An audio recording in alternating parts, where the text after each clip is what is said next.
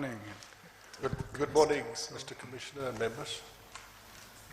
Mr. Commissioner, as arranged previously, we have the GEPF coming to this commission this morning. Before I proceed, can my learned friend just place himself, his junior and his team on record? Mr. Chair, members of the Commission, I appear on behalf of the GEPF and its Principal Executive Officer, Mr. Sithole, who sits to my right. I, for the sake of the record, am Cedric Pakrin, and I appear together with my learned junior, Mr. Raymar Skuman. Please, you. Thank you, Mr. Pakrin. Sorry. Do you want me to hand it in? Mr. Commissioner, before we proceed with the formal testimony of Mr. Sithole, may I, as a preliminary matter, with your leave, just deal with the following. It was brought to my attention this morning by the media department of this commission that an article appeared in the city press yesterday under the caption, "Moral Hypocrites." And there are pictures of Mr. Gordon, the public protector, Mr. General Holomisa, and Ms. Marcus, a member of this commission of inquiry. And it deals with, in bold, it is important to caution politicians, public officials, and those wielding power that we shouldn't be blinkered or dogmatic in our public discourse. It starts, I'm not going to read the whole article, but it deals with General Holomisa's statement on Harith. And it carries on to state the following. Holomisa's apparent overzealousness was almost outdone by Commissioner Jill Marcus, whose assertion of a conflict of interest by erstwhile Deputy Finance Minister and Harith Chairperson Jabu Moleketi was as ironic and pious as it was self-serving. In fact, there is no government policy that forbids public officials on vacating public office from taking up paid positions in companies operating with economic sectors they once oversaw. Marcus' apparent hypocrisy belied the fact that she isn't known to have served any cooling off period herself when she assumed the helm of ABSA on her departure as governor of the SA Reserve Bank. Now, I need to place on record, Mr. Commissioner, there are things like matters of fact and facts that matter. First of all, the facts in this article are factually incorrect. Ms. Marcus did not leave the Reserve Bank as governor in 2004, but as deputy governor. And it was only 3 years later that she joined the board of ABSA Bank. It's my respectful submission, Mr. Commissioner, that this article may be in breach of the regulations of this Commission of Inquiry, incorrectly and falsely attacking a member of this commission. And I respectfully submit that it is a matter of such seriousness that the Commission should consider reporting this to the Press Ombudsman. Thank you, Mr. Commissioner. That's what I put on record.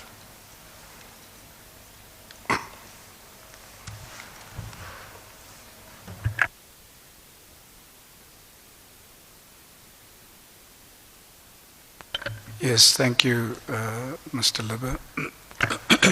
Mr. Commissioner, then we are ready to proceed. Mr. Sithole is ready to take the prescribed oath.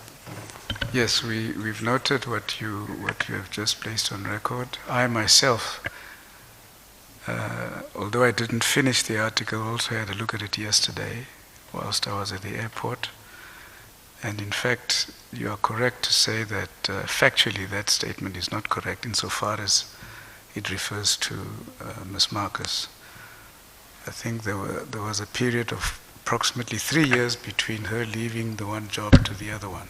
That is correct. And there was a cooling off period of 3 months, I understand, from her before that. It's a pity that, some reporters report matters without having, verified them with the person that who is attacked or about whom the article is written, and that's a pity. And we've noted your suggestion that we report to the Press Ombudsman. We'll consider that. Thank you, Mr. Commissioner. I can just also place on record it took me less than 3 minutes on a Google search to establish the correct facts. But be that as it may, Mr. Sithole is ready to take the oath. Yes, thank you. Mr. Sithole. Mr. Chair, members of the Commission, I should like to call Mr. Abel Sithole.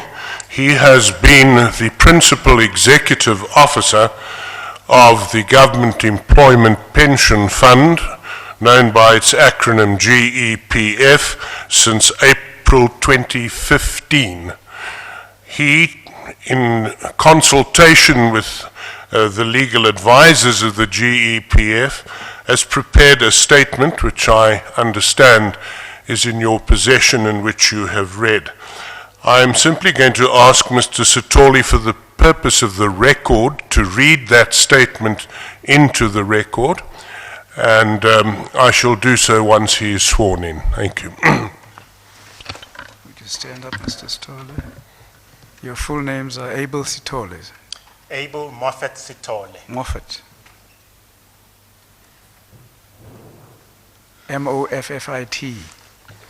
Double F-A-T, yes. A-T. No, A says A. A-T. A-T. Yeah, we've got an argument here, as you can It's M-O-F-F-A-T. Thank you. Do you have any objections to taking the prescribed oath? I do not, Chair. Do you then swear that the evidence you're about to give will be the truth, the whole truth, and nothing but the truth? Raise your right hand and say, "So help me God." So help me God. Thank you very much. You may be seated. Mr. Sithole, you have before you a statement which you prepared in consultation with your legal advisors. Is that correct? It is correct. I'm going to ask you to read that into the record.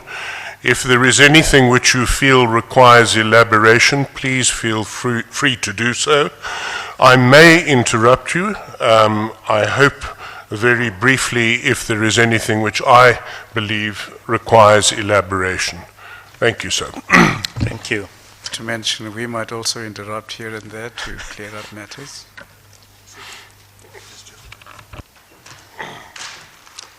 I, the undersigned, Abel Sithole, do hereby state as follows. I am a major male and have been the Principal Executive Officer of the Government's Employees Pension Funds, the GEPF, since April 2015. I was part of the board temporarily since 2014. I was appointed as an alternate to one of the trustees for a short period of time. The facts relating to the GEPF herein are only within my personal knowledge if such facts occurred after 2014. Facts which occurred prior to that are either gleaned from the documents or are anecdotal. I have graduate qualifications in business, or business administration to be specific, future studies, and also hold qualifications in international relations. And I have over 30 years of experience in multiple organizations in the areas of insurance, employee benefits, including pensions and related benefits, investment and asset management, statutory regulation and supervision, policy formulation and implementation, as well as research and academia. I am authorized to present on behalf of the GEPF. The GEPF has prepared 2 bundles of documents. Bundle A contains this statement and publicly available annexures. Bundle B contains confidential documents. In terms of Rule 10 of the Commission's rules, the Honorable Chairperson is respectfully requested to consider the confidentiality thereof. I'm sorry to interrupt you, Mr. Sithole. Mr. Commissioner, can I please also ask that you make such an order? I think the paragraph says The Honourable Chairperson is respectfully requested to consider the confidentiality thereof. Now, we only received the documents this morning, and I haven't had time to consider it. And I will do that, and we'll come back with an order about confidentiality. Thank you, Mr. Green. Thank you. Chair.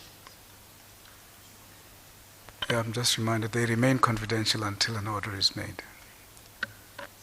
May I proceed, Chair? Thank you.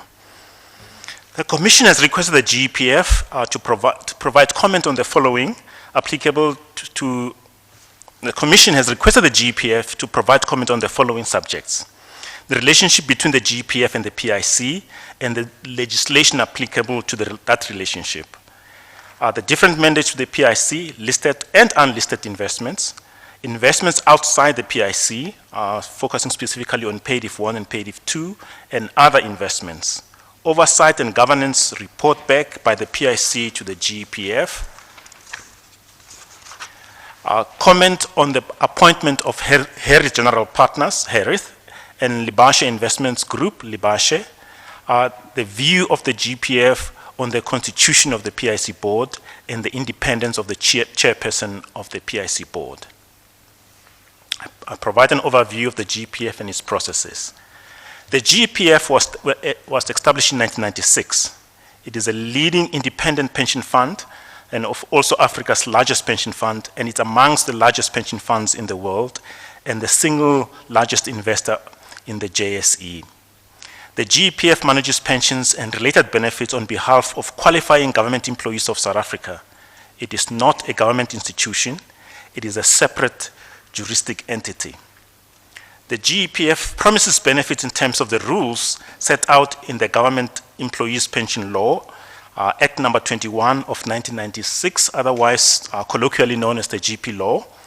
Its primary role is to protect the benefits of its members and pensioners by safeguarding their retirement benefits through proper administration and prudent investment. These benefits are determined based on a member's years of service, salary averaged over the last 24 months of service, and accrual rates set out in the GP law. And rules. The benefits are not based on contributions nor the fund's investments. The benefits are guaranteed by the state. And this happens in two forms. In terms of Section 17.3, any changes that Parliament approves or agrees to and actually creates a strain on the GPF must be funded by the employer, that is the government. And of course, there's also Section 31 of the GP law, which specifically provides a state guarantee on the benefits of the GPF. The GPF is managed by a Board of Trustees that consists of 16 members. Sorry, Mr. Sithole, there's a question from my colleague. Question here. Good morning, Mr. Sithole. Good morning, Mone. Good morning, Commissioner. Yes. Here's a question. Just tell the Commission, when someone sort of retires, from the government, do they get paid a lump sum or a pension for the next 20, 30 years? Commissioner, when a pension retires in the GPF, they are entitled to get a pension in the first, otherwise known as an annuity.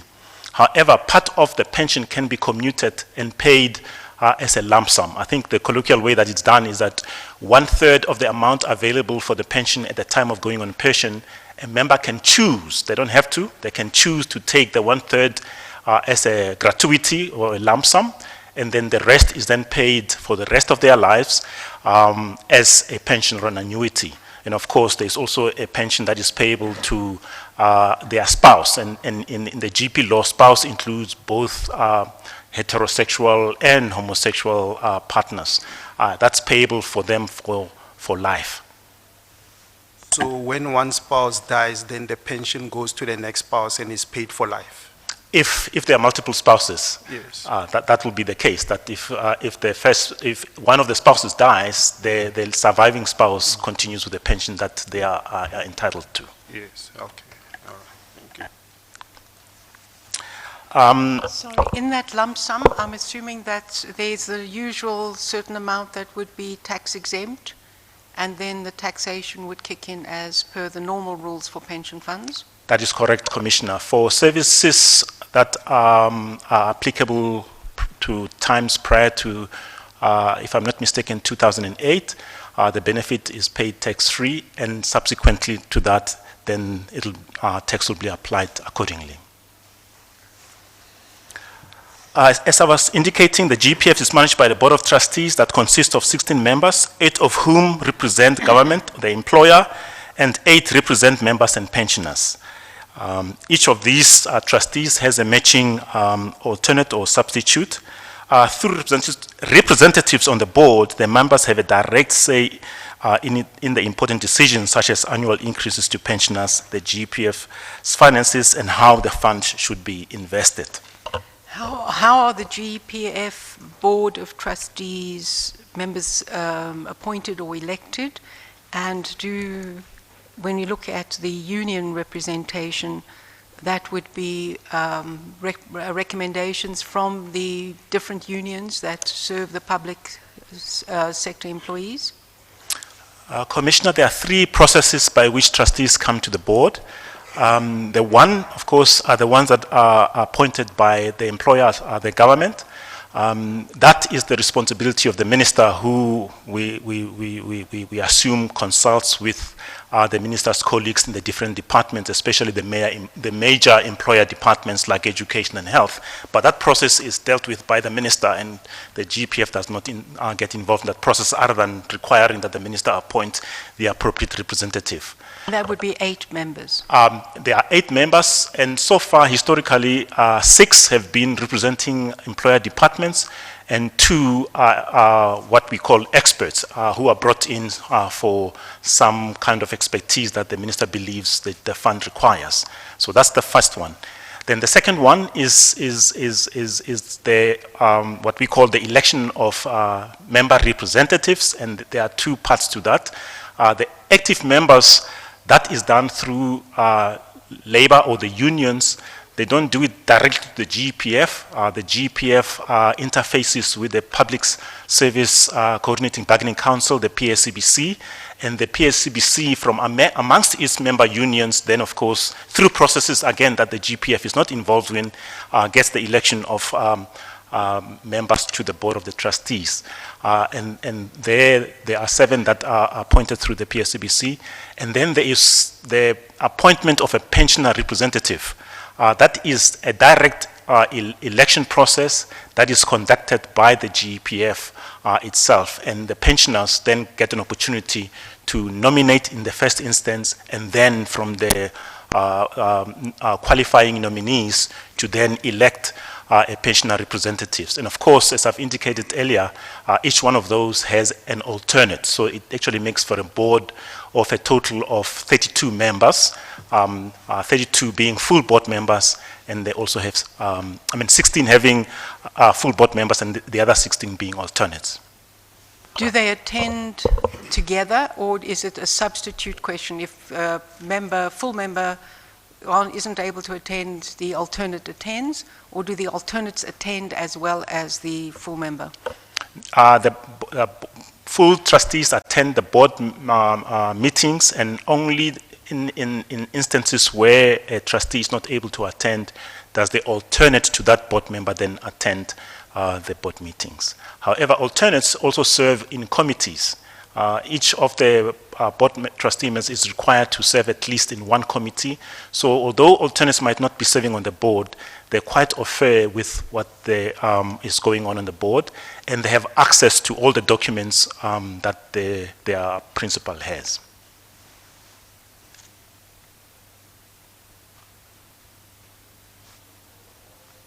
Can I please proceed, Chair?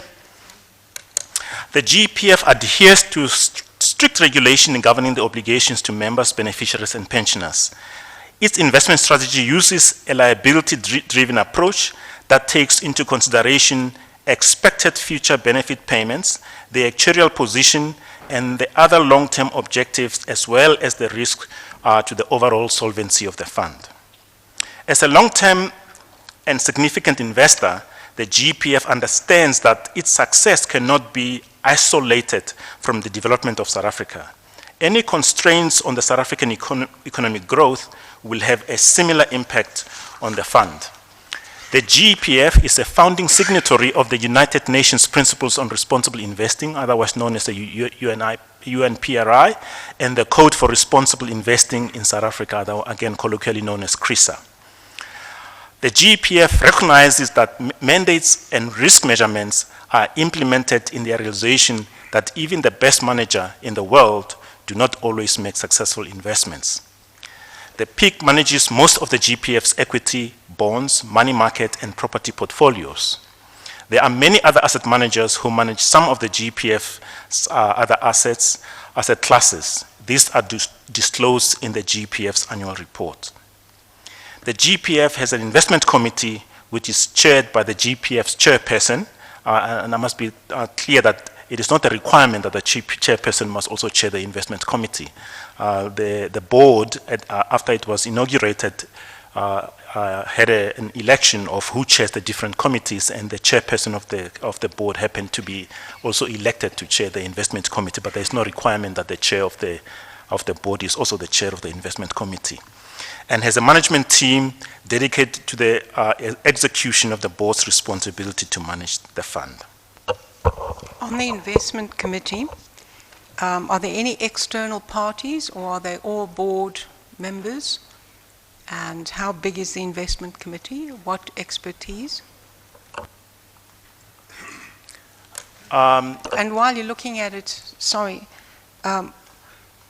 what are the criteria by which you decide that the GEPF will make a direct investment using its own investment committee, or whether that is allocated to the PIC? What are the distinguishing features that would require that the GEPF would take into account to make the investment directly? And in relation to that, does it also have investment limits and criteria in that regard? I know you come to the returns later, but perhaps for now. Thanks, Commissioner. The investment committee does not currently have independent committee members. The committee members that are currently serving on the investment committee are trustees or alternate trustees. There is nothing that I think precludes the investment committee from having independence. As things stand, there is sufficient capacity within the investment committee, and I think that's part of the reason why there's been no need to bring external expertise, that there is sufficient expertise within the board and the investment committee. I need to say that there is, however, instances in other committees where expertise, where it's required, is brought into the investment committee. How big is the investment committee? I just want to check with my secretariat colleague, I think, just to get the number. 15, as currently stands. So that's that. And then in terms of are there direct investments by the GEPF and what's the criteria applied? Yes, there are very, very small investments that the GEPF has made directly. The intention is by and large to use the PIC as the principal investor. The reason for external use of investors was either in instances where the PIC at the time didn't have a mandate to invest on behalf of the GEPF. And it's also important for the GEPF itself to make some of these investments to be able to be in a position to engage and interrogate the PIC on the investments that it makes on its behalf. So by actually doing some of these investments, although they are small, it puts the GEPF in a position where it can actually also understand quite in detail how those investments are made, and to be able to actually engage and interrogate the PIC where it makes similar investments. I think that pretty much answers that, Commissioner. Are you okay? Commissioner Marcus, may I just perhaps ask Mr. Sithole a question? The trustees, of course, are independent in the sense that although they are appointed to the Board of Trustees, they are not employees of the GEPF. Is that correct? That is correct. Council, and I think this is quite important because I think it's important that people are represented on the GPF and they represent the different constituencies. So that I think is significant, and I think the law is designed in that way, and I think it is to be lauded for that particular reason. But it's also quite important to appreciate that once those trustees step into the board of the GPF, they no longer carry the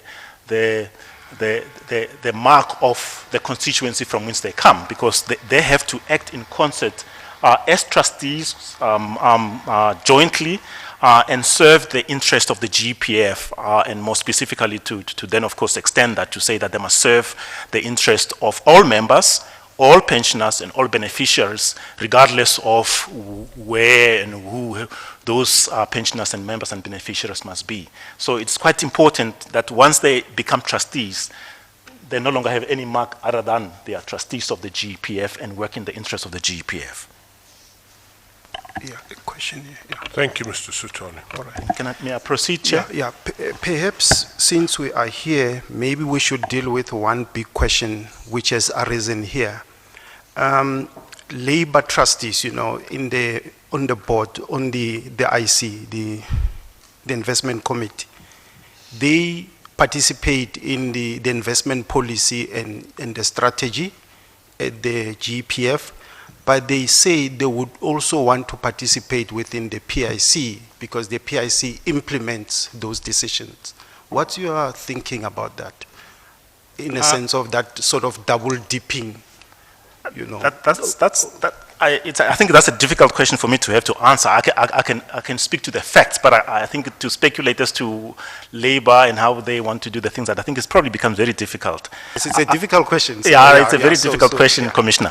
The fact is, and I think you've stated very clearly, Commissioner, it is that the labor is represented on the board of the GPF. And that is in terms of law and in terms of fact. So I don't think there's any contention as far as that is concerned.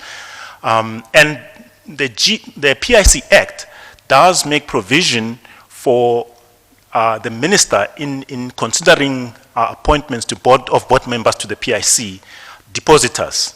And one of the major depositors, of course, is the GPF.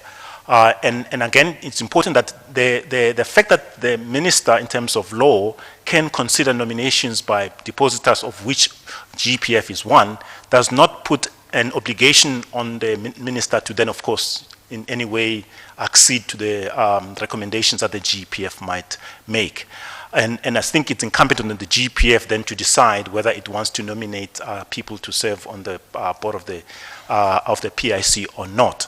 Now, when Labour says they want to be represented, it is not an indication of the fact that they are not represented on the GPF board, or that through the GPF they would not have an opportunity to nominate a board member to the board of the PIC. I think that's pretty much all I can say. So meaning you are saying that the GPF as a depositor would have to nominate labor reps onto the PIC if that was supposed to be the case? Well, is that what that no, the GPF is remember, a depositor? once a trustee comes to the board of the GPF, I no longer label them labor, so the GPF will then, from amongst its trustees, whoever they might be, and it may well be that one of the nominees is from labor, but in their nomination, they will not be informed whether the person is labor or employer. They will simply be nominating a trustee to serve on the board of the PIC. Yes, you know, so that could come from the depositors like a GPF, yes, but it could be the UIF also. Yes. It could be like the compensation The compensation fund, yes. Yes, okay. Yes, Commissioner. All right, okay, thank you, thanks. But you don't want to express an opinion as to whether it would be a good thing or not for Labour to be represented, whilst represented on the GPF, be represented on the PIC board as well? Well, I can express an opinion, but it is just that, an opinion. Okay? Governance is, and governance that represents as many constituents as possible, I think is always to be lauded and to be accepted. So I don't think there is any reason for the GEPF to feel that labor should not be represented. However, in considering that, I think one needs to look at what currently exists. What does law really provide for? And as I've already responded, Commissioner, is that the law does provide for the GEPF, which has union representatives, to be able to nominate people to serve on the PIC board. So in a way, the law currently provides the scope for labor to be represented on the board of the PIC. Whether that happens in fact or not is not a reflection of the law, what the law provides. So that's the first point I would want to make. The second point is that, as I've indicated in terms of the GEPF, once people step into an entity, say the board of the GEPF, or in this instance, to answer the Commissioner's question, the board of the PIC, strictly speaking, where they come from becomes not really very important, because now they are expected to act in the best interest of that institution. And, well, we can never erase the fact that they come from a specific constituency, and therefore, intellectually, as they engage in issues, they'll probably always have that in the background, and one accepts that. But in fact, and I presume in law, they can't be representing in any other constituency while they're serving on the PIC board. So it becomes probably less important as to where do people come from on the board of the PIC. The important thing is, are they acting in the best interest of that entity? And that to me is much more significant than anything else. In a sense, and I think this might be probably pushing the needle further, I don't think it's too important who serves on the board of the PIC, provided they have the qualifications to execute the responsibilities that are entrusted on them. And of course, they diligently do so once they're actually serving on that entity. That's what I will say. Could be a bad thing, could be a good thing. Yes. I totally agree with you, Commissioner. Yeah. Just to add there, so do you think, as I think Dr. Majila said, that board members at the PIC must go through the fit and proper test, Do you think that's necessary, to go through that, which is properly defined by the FSCA? I think the answer is yes. I think fit and proper is a requirement for, I presume, most boards, not just the board of the PIC. So why would the PIC be dealt with differently? Thank you. Yeah. Thank you, Commissioner. Just to proceed, now I'm going to spend some time on the relationship as requested between the GEPF and the PIC. And again... Sorry, Mr. Sithole, just to clarify one thing that I think would be important in relation to that discussion, is that the people, whoever serves on the PIC board, should not be the same people who serve on the Board of Trustees. If you're having labor representation on the PIC board, it should not be the same people who are on the Board of Trustees. They should be different. If you serve on the Board of Trustees and you're looking at the mandate and then you serve on the implementation as the same individuals? Chair, I presume that the question probably relates to the potential conflict of interest that may arise. And I think that is correct, but it probably requires that we look at a number of things. The first, I think, if it happens, and it has happened in the past, and if my memory serves me well, I think it has happened with the recent appointment of the interim new board member, and the GEPF is busy dealing with this reality. The law as it exists does make provision for depositors to nominate board members onto the board. So from a legal perspective, I think that the law does want a situation where depositors are involved in the management of the PIC. Now, the question is, okay, so that may be what the law says, but how do you deal with the conflict of interest? I think conflict of interest is probably something that we need to look at in relation to saying, we can't always say that the conflict of interest if people are put in a position where they are actually they're put there to serve the interests of whatever constituents they're representing. Because if one were to take that line and take it too far, it'll be very unworkable in a sense, because nobody will ever be in a position to represent themselves or their constituents or their interests, because there will always be this charge of conflict of interest. So what's important is, so what is done to manage the conflict of interest? One of the things that I think the GPF, if they haven't considered it in the past, will have to consider, because now they are members of the board that are presently have been appointed to the interim board, will be to say which areas within the management of the GPF are those that are directly involved with the management of the PIC, and how does one create a distance between that and other processes. And my sense is that, for instance, one area that might have to be considered is the investment committee. To what extent can you have somebody serving on the investment committee of the GPF as well as on the board of the PIC? That, I think, will have to be considered. But I don't think that that will then, of course, automatically extend to serving on the board of the GPF, because there is the ability to recuse themselves if matters of investment are considered, because the board does not deal only with investments, it deals with a whole range of other matters. And therefore, the one area where if there's a potential conflict, that those members that serve on the GPF also serve on the PIC, will be where investment matters are being considered and discussed, and then those specific board members will then have to recuse themselves if that is appropriate. So the issue is about how do you manage the conflict.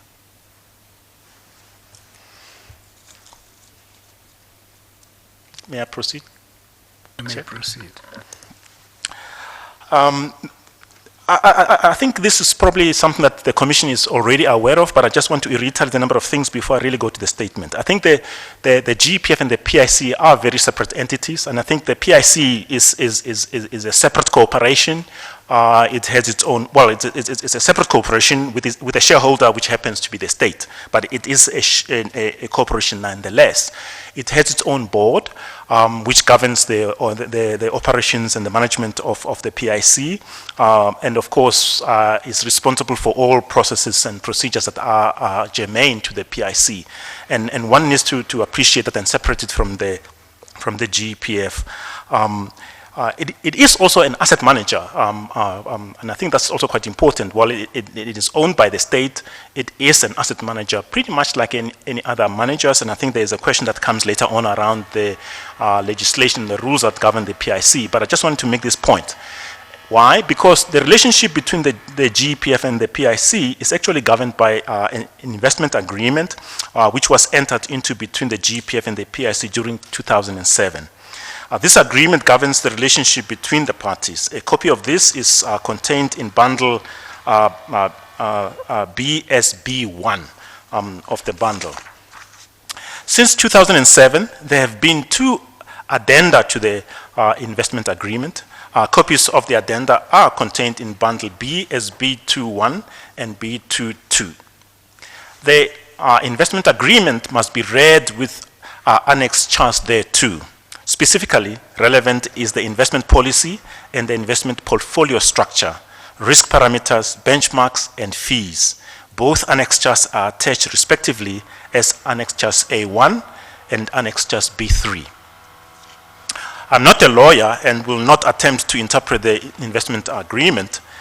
In my respectful submission in terms are clear.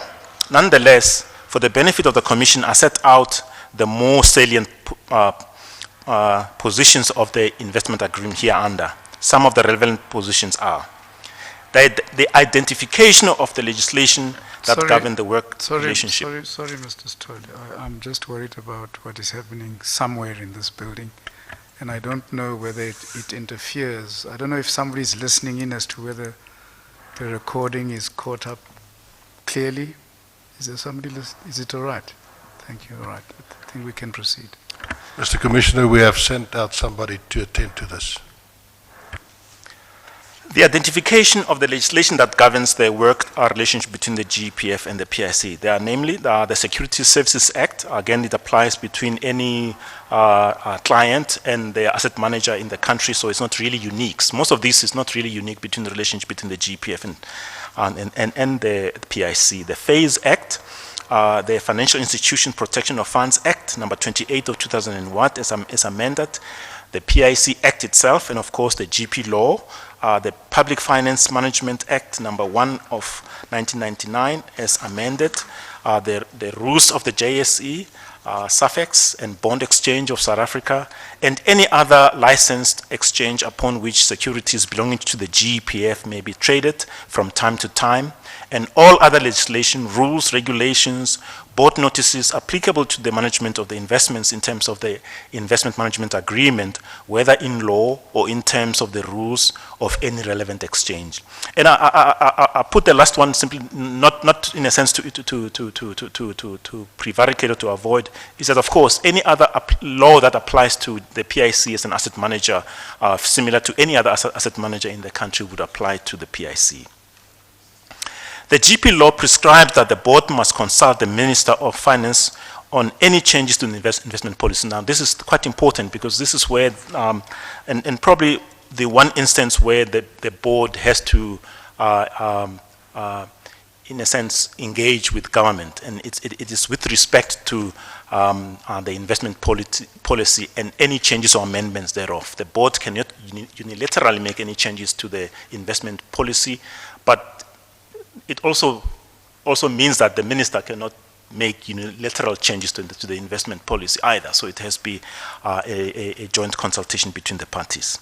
Does and has such consultations taken place, and do they take place on a regular basis, or only as, or two different questions, a GEPF interaction with the minister on a regular basis, or the Board of Trustees with the minister, and a consultation with the minister about any changes to investment policy? Have there been such discussions? Do they take place regularly? Commissioner, the answer is yes. There are two kinds of consultations. I think they are the ad hoc as and when there are matters that needs to be considered. But there is formal consultation when there needs to be a fundamental change to investment policy. The one relates to, and it's currently underway, is where the GPF from time to time looks at the overall investment structure of the GPF and specifically does an asset liability modeling to make sure that the investments are made in such a way that they respond to the benefit promises that have been made to members, pensioners, and beneficiaries. Otherwise, we call those liabilities. Now, there's a whole process that is done, and is done with the advice, and I'm going to come back to later in the statement, with the assistance of properly qualified professionals to arrive at what should the strategic asset allocation of the GPF be. Now, once the professionals have gone through the process with management, that gets presented to the investment committee, and from the investment committee to the board.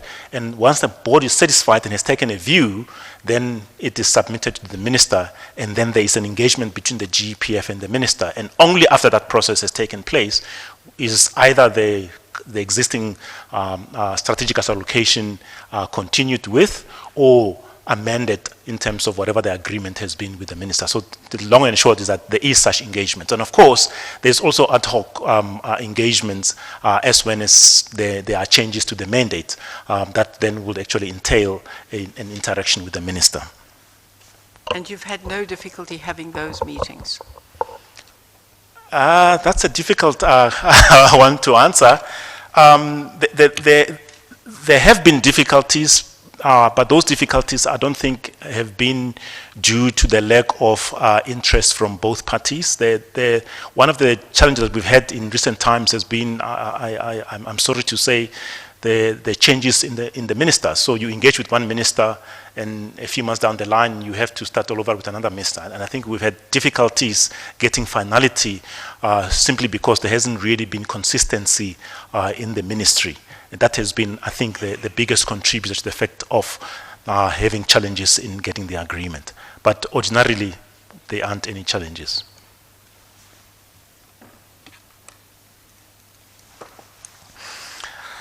The GPF granted the PIC a power of attorney in accordance with Annexure C to the Investment Management Agreement, and appointed the PIC as an investment manager with the authority to act as its agent in managing and administering the portfolio within the constraints specified in the Investment Management Agreement, and specifically Annexure A and B to the Investment Management Agreement, and subject to any policies of the GPF which are appended in the Investment Management Agreement.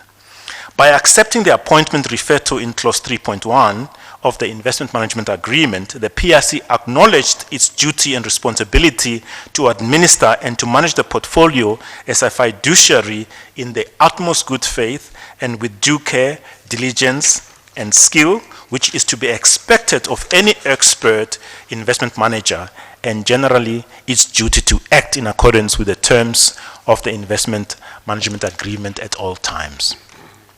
The PIC, unless otherwise agreed in writing, acts as the GPF's agent, and the GPF will be bound by the PIC's actions under the Investment Management Agreement.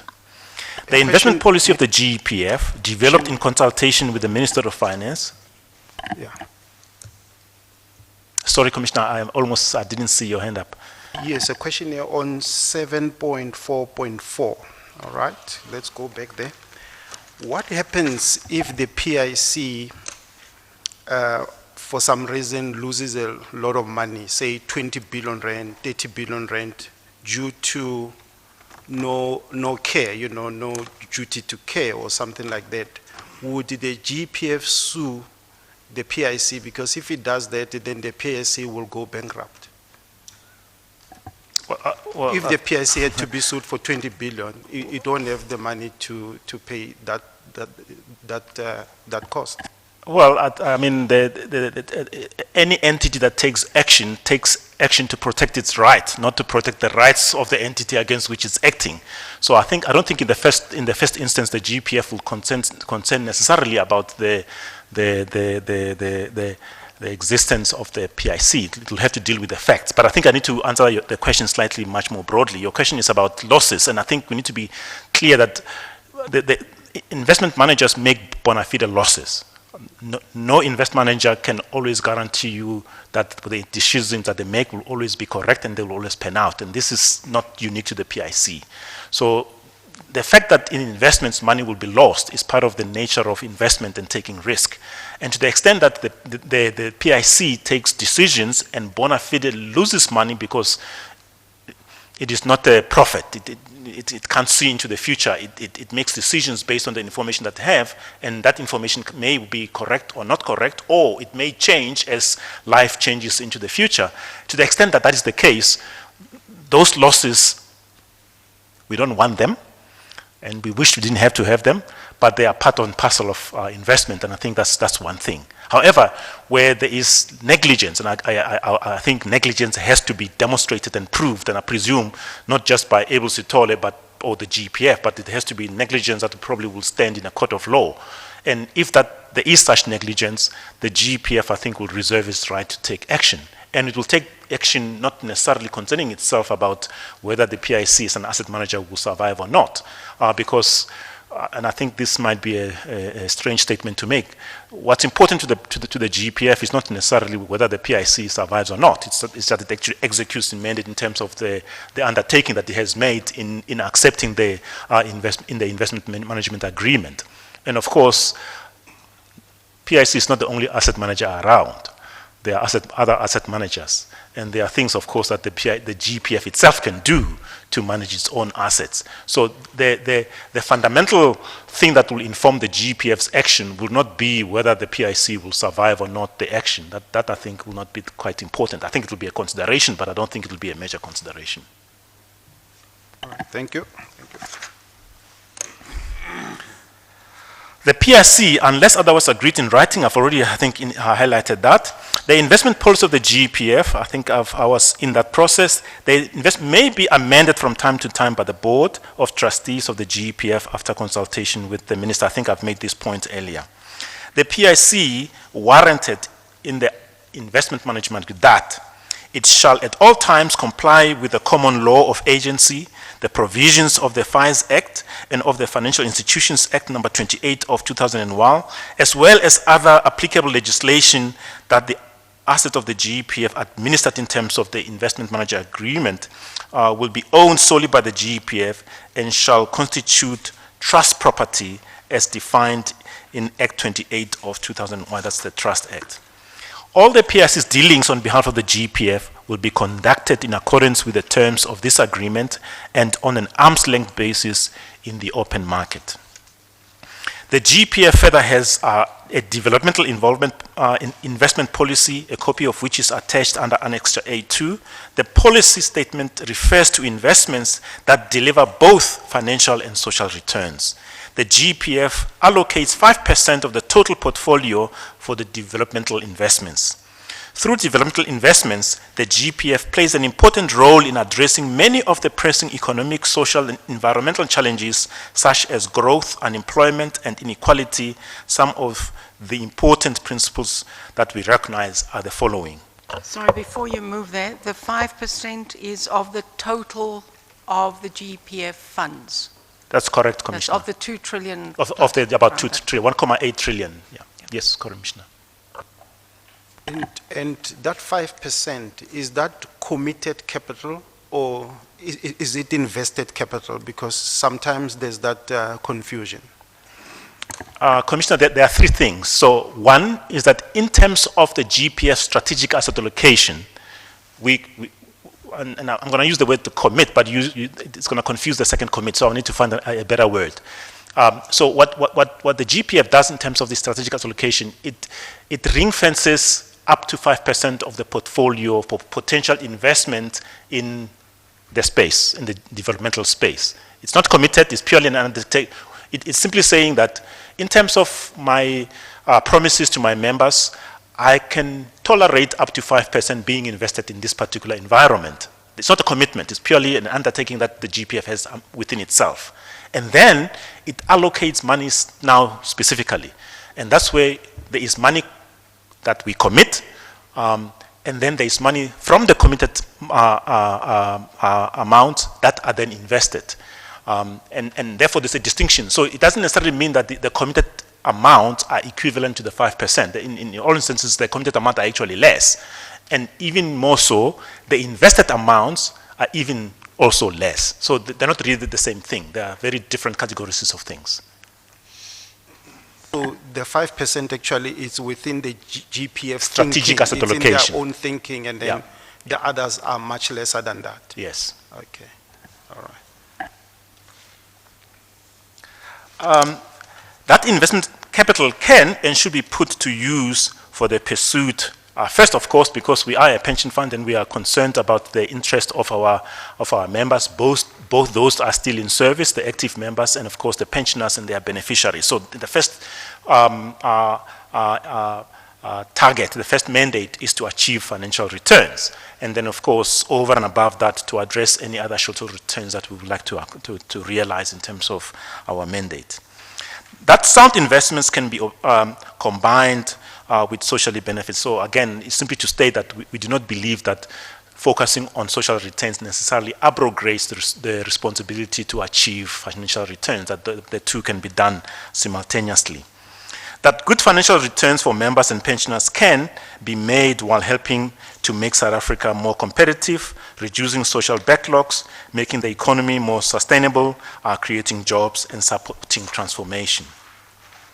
That developmental investments provide large-scale and long-term investments opportunities which are well suited to the needs of the GPF as a large investor with long-term liabilities. That developmental investment enhances the sustainability of returns in the long term, which is in the long-term interest of the GPF's members, pensioners, and their families or beneficiaries, as we state in law. So if one had to just put it succinctly, it would be that socially responsible development is part and parcel of the mandate, but not at the expense of returns. That is correct, Commissioner. That is correct. Differentiated returns, yes, but not returns. But not contrary to. Yeah. And I think there is more work that's being done in this space that indicates that the two are not necessarily mutually exclusive, that actually you can achieve both. And actually, when you think in terms of sustainability, the more you combine them, the more sustainable in the long term they are. As part of the oversight duties, the Board of Trustees commissioned a legal opinion on the relationship between the GPF and the PIC. The legal opinion primarily confirmed the above principles set out in the Investment Management Agreement and common law rights. A copy of the legal opinion is available as Annexure B4. A question. Before we leave this section, I've got two big questions which have been asked. Just in terms of the mandating process, we had COSATU here and some group called AMA-GP. And they said that, you know, what happens to the GPF when, let's say, the PIC is burning and there are huge problems? Is there a way in which the GPF can intervene within the PIC over and above the investment mandate? Is there some way in which they can, as a first question? The second one is on those groupings felt that they contacted the GPF to raise concerns about the investments, but they were not listened to, you know. So, I mean, how would stakeholders like those manage to find a way to talk to the PIC or the GPF? Those are the two questions. Commissioner, they sound simple questions, but they're actually quite quite difficult and questions. Okay, let me. But the answers are not very difficult. I'm going to paraphrase your question. So if I'm not doing it correctly, Commissioner, you must correct me. So the question is, how does the GPF intervene in instances where the PIC does not act in terms of mandate? I think that's the first question. The answer to that is that, and again, one needs to appreciate the way the relationship between the GPF and the PIC is managed. And I think I'm going to kind of invert the process. There is engagement between GPF executive and GPF executive and PIC executive on a regular basis, on scheduled regular engagements, meetings that take place, some of them monthly, some of them take place quarterly, some of them take place as and when there are issues that must be engaged between the parties to try to ensure that the assets of the GPF are managed properly. And of course, from that, there's reporting to the investment committee of the GPF, and from the investment committee of the GPF, there's reporting to the board. So there is constant oversight that is taking place and engagement. So the first point of call is not how do we punish, it's how do we remedy or fix things before they become problematic. And that actually happens through engagement that is much more regular than I think it may be appreciated by people who are not involved in the GPF. I will presume as well, although I can't say more than as an outside party, there are processes within the PIC itself in terms of how those things are dealt with. But from the GPF process, it's constant engagement, either ad hoc or on a regular basis, that ensures that the GPF holds the PIC to account in terms of how it manages its monies. Now, the first thing is, of course, is not punishment, it's remedy. So how do we remedy? And that speaks to remedy. That there are processes to remedy when things are not going as they should, and that's happening all the time. The second part of that is that, okay, so if something goes terribly wrong, what could be done? I know that the Commission is busy looking at the potential of wrongdoing, and I don't think it's the only thing that the Commission is looking at. There's a whole range of issues that you're looking at, but it may well be that one of the outcome of this Commission is to establish some kind of wrongdoing. I can say that there has not been to date an instance where there was deliberate negligent wrongdoing that would have prompted the GPF to act, and therefore the GPF has never had to take sanction. But that's not preclude the possibility of sanction. I mean, one of the sanctions that I think the GPF has is that the PIC is a manager.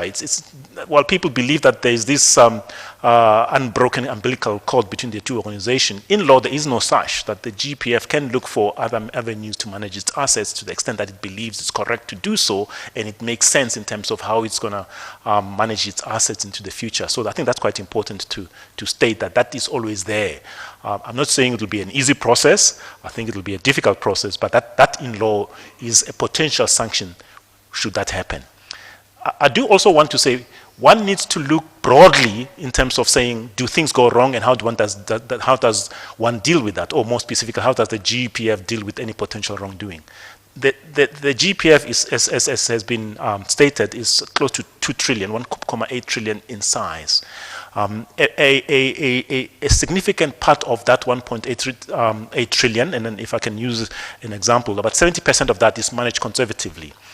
Basically, it's traded either on the JSC, on SAFEX, on the bond exchange. It's dealt with in the open market, and the potential for any shenanigans or things going wrong there, it's either ordinary wrong decision making, which it's not likely to be, for instance, because in the bulk of the portfolio, we do what's called index tracking. We simply follow the index. Yes, we have to given our size, do that over a period of time, but it's really just following an index tracker. So the issue there that might arise is whether you're paying your brokers a fair fee or not. But fundamentally, there's no issues there. Then, of course, there are other mandates. There is a chunk of assets managed by external managers through mandates. That does not necessarily become part of what the PIC decides itself. It is decisions taken by other managers. You might question how those are appointed, but there's a completely different question. Then there are investments in other assets like property, which are physical assets. You can question that.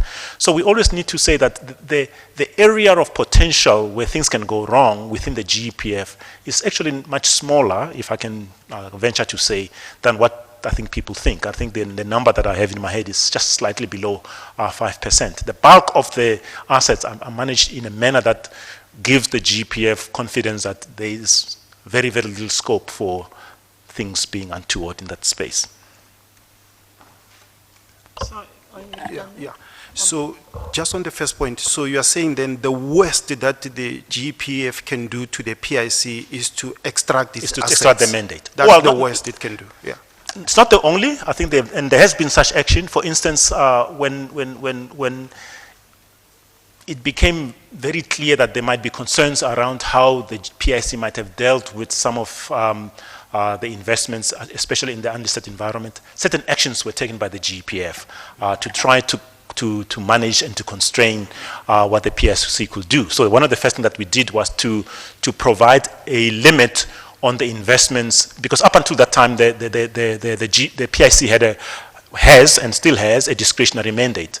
But in the unlisted space, the board took a decision to put a limit on the discretion, a 2 billion limit on the discretion, to say if you are investing in unlisted beyond 2 billion, we're not saying you can't, but if you do, you need to come to the GPF and involve the GPF in the process, and in a sense, get our GPF approval. But actually, we don't give approval. We simply interrogate and then go back and ask questions of the PIC and make comment and still allow the PIC to continue going forward. So that is an action which the GPF, for instance, can take, where it places a limit to say, I'm going to actually limit the discretion of what you can do. So it's not just about just withdrawing the mandate. There are other actions that you can take. The second question is about AMA-GP and COSATU and stakeholders. How do they get listened to by the GPF or the PIC? And these could be indirect stakeholders even, you know. Well, number one, I think, as I've indicated, the law would actually preclude such direct involvement of any external parties in the investment process, because the law quite specific. It should be a process that involves both the GPF and the minister and no external parties. So that I'm talking in terms of law. But of course, the GPF is there to serve the interests of members and pensioners who are represented by stakeholders, and there is engagement with those stakeholders. I'm not sure about the COSATU making that direct statement, but I know that AMA-GPF has made that statement to the Commission. I would like to state that the following. And I'm sure, and I am sure that in the very statement that the AMA-GPA made to the Commission, they said the following. They said that they have challenges with engagement with the GPF. However, when they engage the GPF, one gentleman by the name of Abel Sithole lectures to them. Now, if you're saying somebody's not talking to me but they're lecturing to me, that's a contradiction in terms. So just off the bat, I think that in the statement itself, there's a contradiction. You can't say that I'm speaking to this person is not speaking to me, but they're lecturing to me. By definition, it means that there is a conversation that's going on. So that's the first point I want to make. The second point is, and I don't have the proof, but if the Commission wants, I can provide such. I can provide proof that probably within a month of them making that statement before, there had been engagement between me and either one or two of their members. So I can categorically say that statement is not correct. I think there's been a lot of engagement with MAGPA in terms of them coming to our office, us speaking to them about all kinds of manner of issues that they raised. And there is actually email conversation that I can demonstrate to the Commission that that statement can be correct, even after the fact, not informed by the conversation with their representation to the Commission, simply because they are a stakeholder, and I think it will be very untoward for the GEPF not to engage them. But if they're saying, I think the statement to me can be shown not to be quite accurate. I do want to make a point, though, to say that, and at the beginning I indicated that the nature of the GEPF is such that members must appreciate, that means pensioners, active members, beneficiaries must appreciate that investments, contributions, have absolutely no impact on the benefit that they get. I'm not saying they shouldn't be involved, I'm not saying they shouldn't be concerned, I'm not saying they shouldn't be asking questions, but to ask questions as if those decisions impact, and actually go publicly and speak as if these investments impact the benefits of members, I think it's inaccurate, and actually it's very dangerous because it misinforms members and pensioners, and then pensioners actually become anxious and they worry when in actual fact it does not at all impact on what they get. As I stated in the beginning, there really are three things that dictate what members get as benefits. Years of service, your salary average of the last 24 months for good reason, and an accrual rate that is in the GP law. That's all that matters. So when people then actually start to saying, but this is affecting our benefit, I think that is not correct. Well, I don't think, I know it is not correct. So I think the engagement that members, whoever they might be, have with the GEPF or with the PIC must start with the appreciation of this fact. It is important to the GEPF to ensure that the assets are managed prudently, properly. That is the task of the GEPF board, and by definition, the delegation to management. That is their job. That's what I have to worry about, and my colleagues have to worry about every day to ensure that these assets are managed prudently and they give the return, because that is the basis on which benefit can be paid. If we don't do so, of course, in terms of GP law, as I indicated at the beginning, it means we might then have to go back to the government to ask for the government to then fill in any hole that has been created by our lack of acting in a prudent manner to protect the investment of the GEPF. Therefore, it is, of course, an important matter for the Minister of Finance and for government to ensure that the GEPF and the PIC are managing those assets properly, because if we don't do so, we'll then have go to government to ask for them to live up to the guarantee that they're provided in terms of law. Now, I sometimes struggle to understand why people would assume that the government would kind of willy-nilly not understand that obligation, because it's an obligation in law.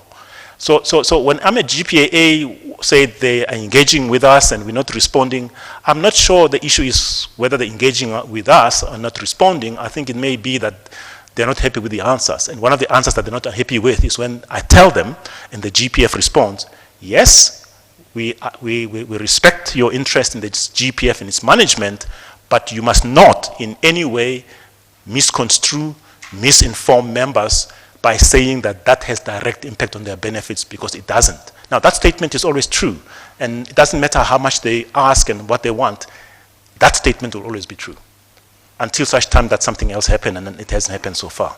Yeah, I need to follow up this. So, technically, you are very correct about that. But then people see salaries, see contributions coming out of their salaries, and wherever you go, whether my relatives or going to the townships, to the suburbs, they say that our monies are being misspent, and we are worried about our pensions. And I agree with you that they actually shouldn't be, because that's a different process altogether. But then that means that the stakeholder management and the stakeholder communication could be a problem if people are saying different things to what is a reality, you know. Commissioner, I think you're right. I can never say that our communication is perfect. And I think the board will acknowledge that. I think communication is something that we have to improve. We take cognizance of that, and we are seeking to improve our communication all the time. So that I acknowledge, and the GPF will acknowledge it at any time.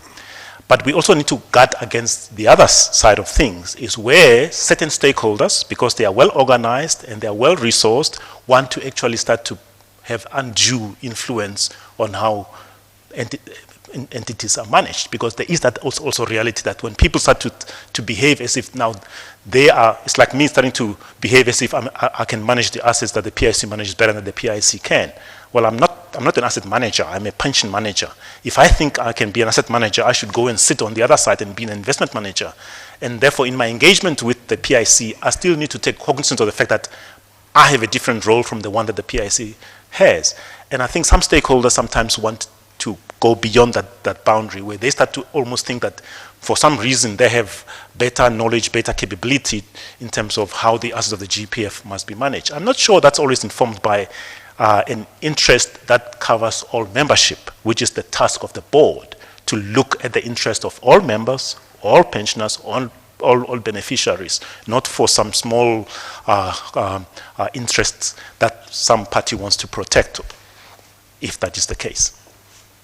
Finally, so you are saying that, you know that people sometimes confuse the PIC and the GEPF, and then they would say the PIC is wasting our money and we are scared, we want to resign from work and cash out our pensions or whatever.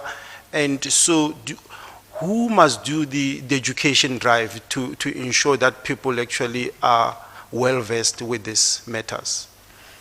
In the first instance, they're not fearful, they are calm about these issues and they're not fearful and all that. Okay, and I hope, Commissioner, you don't get cross with me. I'm going to reiterate this point. The benefits of members do not depend on investments. The benefits of members do not depend on contribution. So, as a matter of fact, yes, they can ask questions about how their assets are being managed, but you must make a distinction between that and how it affects what they ultimately are entitled to in terms of benefits. And I reiterate, that has nothing to do with the investments. However, it does not say that they mustn't ask the question and we mustn't respond to it. And the responsibility, to now go to the second part of your question, in the first instance, it's the GPF, and I think we accept that responsibility, and in the past, we might have not done it very well, and currently, I can't say it is the best that we can do better, and I think we will want to actually constantly improve and do better. So it is us.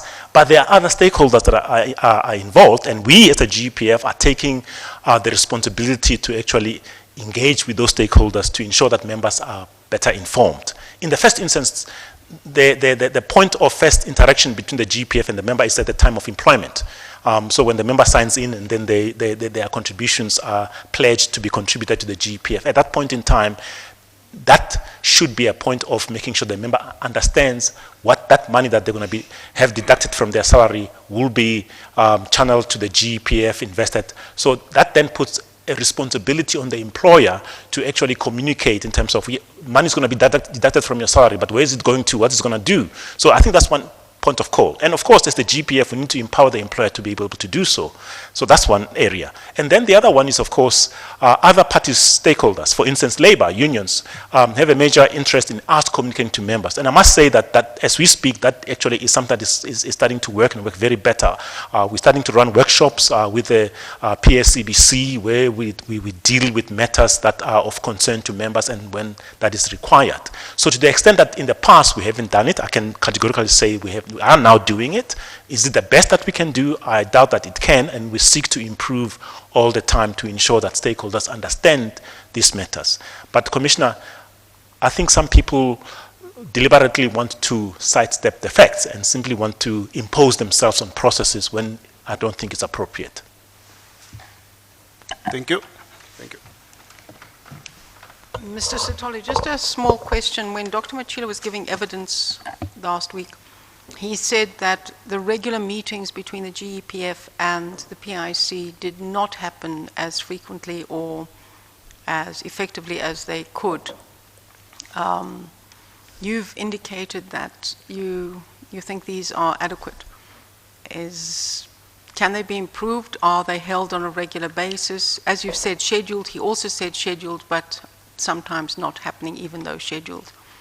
He did not attribute it to either the GPF or the PIC, but to both as availabilities, etc. Your comments? It's a difficult question, and I would ordinarily steer away from pointing fingers, but I think this is again a fact that can be proven. Is that in instances where meetings have not taken place as they were intended to, I'm quite sure that it wasn't because the GEPF sought to reschedule those meetings. And that, I think I can provide the proof that that is the case, that we, as the GPF, are by and large quite available for meetings that are scheduled. So if Dr. Dan spoke at meetings that didn't take place, I can categorically say that in all probability it was because they didn't avail themselves to have those meetings. But the more fundamental question that you're asking me, Commissioner, is could more be done? Again, I think the answer is, to the extent that I think one wants to have much more rigorous monitoring, evaluation, engagement, of course we can. But I don't think that that is due to the fact that the current scheduled meetings are in any way inadequate. Current scheduled meetings not inadequate, given that they take place as required, or that the scheduling is correct and that all we need to do is make sure it's implemented effectively with the rigor that's required? That there are scheduled meetings, they need to take place when they are meant to take place. And of course, there will always be the need for ad hoc meetings. Sure. But that is neither here. The scheduled meetings, to me, are quite sufficient. If the parties respond and provide each other with the requisite information to engage on the matters in time to be able to engage properly, then we wouldn't have no challenge with the current scheduled meetings. Thank you. Commissioner, may I proceed? You know, I've been listening and I'm just wondering how you communicate with the organization that calls itself the AMA-GP. Do you know if they hold meetings, and if so, do you ask for a slot maybe to speak to their membership rather than speaking to just one or two people? Well, I think there is an institution called AMA-GPA. I think they have themselves indicated to this commission that they represent no more than 500 members. So that's quite important. And why? Because the GPF has 1.2 million members, active members, represented by labor, by unions. So anybody that comes to me and says, I represent all membership, I think is not telling the truth, because, I mean, most of the GPF's membership has representatives, and more specifically in terms of engagement, that takes place through the Public Service Coordinating Bargaining, the PSABC, and that takes place regularly. And the question that you've asked me, Commissioner, does happen. We appear before the Commission, the Council, not the Commission, the Council, and we've asked for regular slots, and there is engagement on a regular basis. So that's with regard to active members. Therefore, AMA-GPF can't claim to represent that constituency because it is properly represented.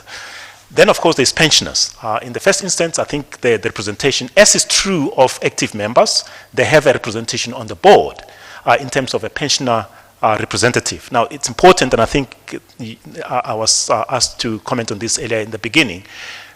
Pensioner representative, there's a full trustee and an alternate or substitute, are elected by pensioners themselves through a very open process, nomination and then election. And AMA-GPA has the ability, if they want to actually be represented, to put a candidate and then to make sure that candidate succeeds. To the extent they do that and the candidate fails, they can't then blame the process for not giving them a place on the table, because they tried and somebody else was elected, and they shouldn't try, once they failed in that process, to find a backdoor way to make their voice heard. So that's the first point I want to make. However, 500 people are a significant constituent of the GPF. So the GPF can't ignore a group of people that represent 500 pensioners. So we, and I think they've attested to this in their presentation to the Commission, that there have been meetings with them, with the GPF. There have been instances where they invited the GPF to speak at the annual general meetings. We've provided resources to go and do such. They've interacted in a combined meetings between the GPF and the PIC. So when they say we're not meeting them, I don't think it's a question of fact. I think it's a question of either they want more regular meetings. Now, what does that mean? Or they don't like the content of what they are being told because it doesn't suit whatever they might want to. Now, I can't answer to that. But to say that the GPF somehow doesn't interact with them, I think can be factually be demonstrated not to be correct. Yes, thank you. Thank you, Chair. Unlisted investments fall within the investment agreement. In 2009, the GPF commissioned an advisory and financial analyst firm to conduct an asset liability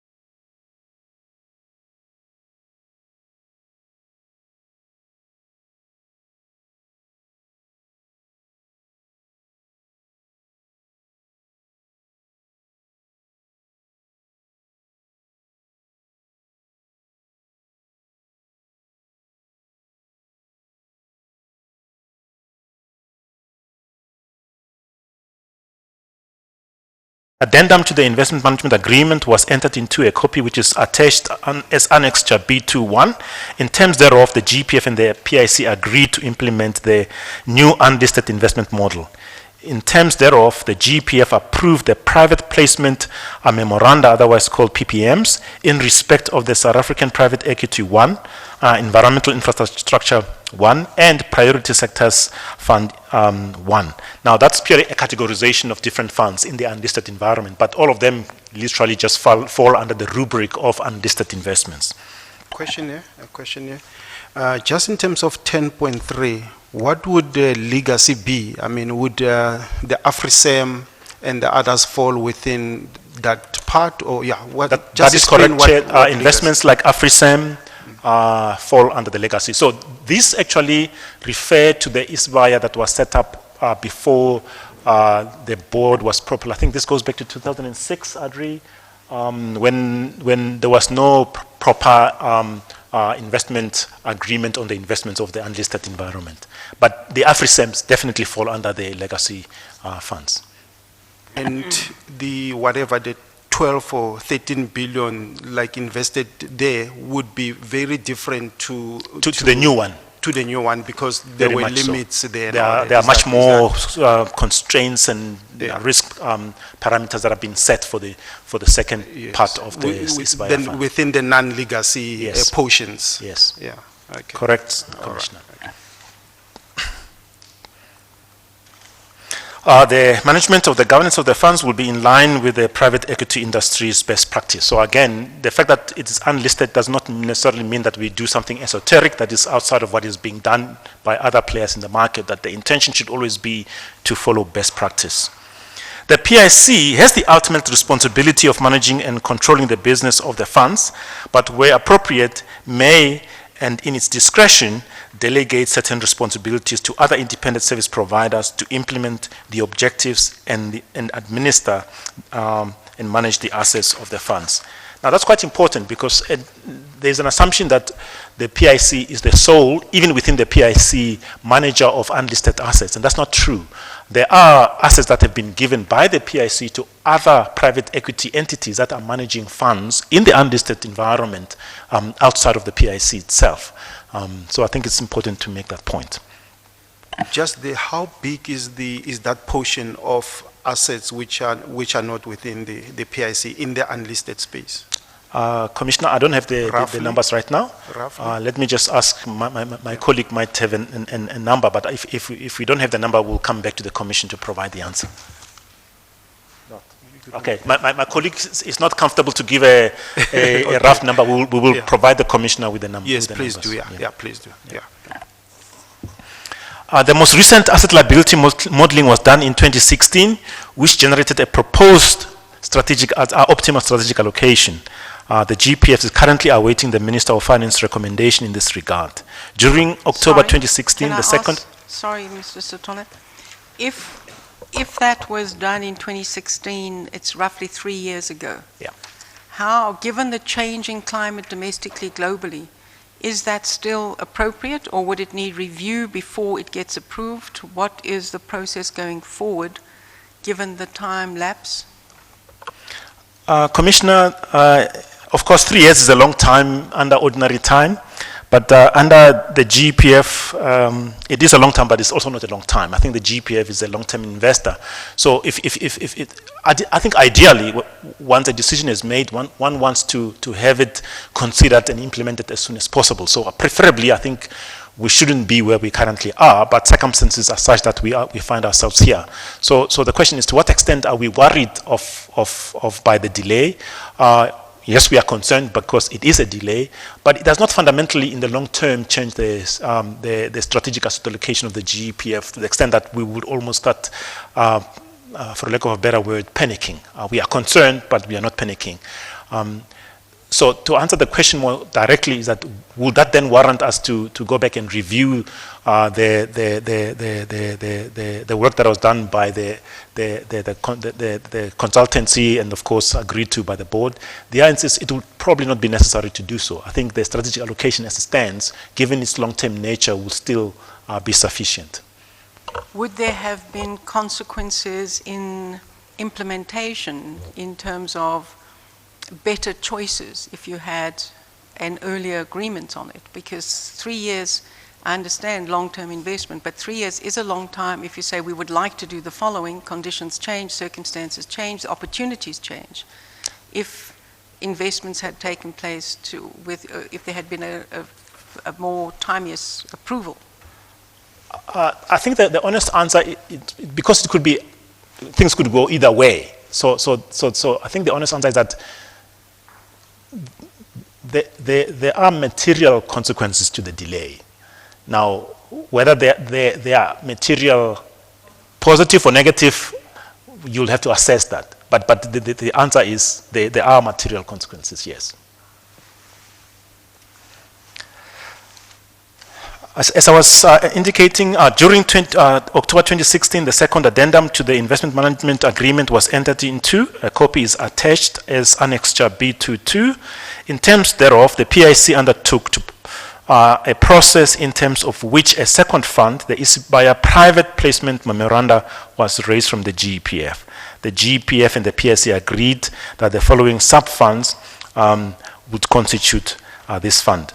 The Private Equity South African Fund 2, the Rest of Africa Private Equity Fund 2, the Rest of Africa Development Investments Fund 1, the Energy Infrastructure Fund 1, the Environmental Infrastructure Energy Fund 2, the Economic Infrastructure Fund 2, the Social Infrastructure Fund 1, the Priority Sectors Investment Fund 2, and the Small and Medium Enterprises Fund 2. Now, of course, it's a long list, but these are targeted at very specific areas where between the GPF, we think there is a need for both the GPF to diversify its investments, and more specifically, where we think the economy requires some injection of capital, which, of course, it is expected that the GPF will get a return.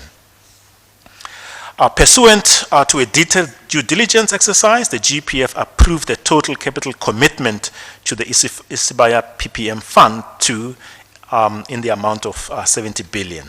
The funds are invested for actually, they're not really invested. They are determined to be invested because not all of that 70 billion has actually to date been invested, and actually a small portion has been targeted to be invested for a period of anywhere between 10 and 15 years with a commitment period of 5 years.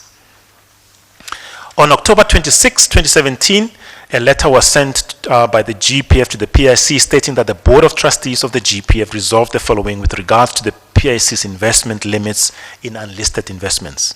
The PIC is required to seek approval from the GPF for any single investment above 2 billion for unlisted and properly investments. Unlisted investments above 2 billion limit must be submitted to the GPF board via the GPF's investment committee. The following principal terms regarding investment limits of the PPMs, which were approved in 2016, are still applicable. A maximum of 30% of aggregate capital commitments for each sub-fund in any single investment. obligor, obliger, maximum 30% of aggregate capital investments commitments for each of the sub-funds in any single counterparty, sponsor, or obliger. Now, that's quite important. That's part of the risk management in terms of what's been placed on how the new money must be invested going forward. Sorry? Okay, you can go, Chair. How would you deal with cumulative investment?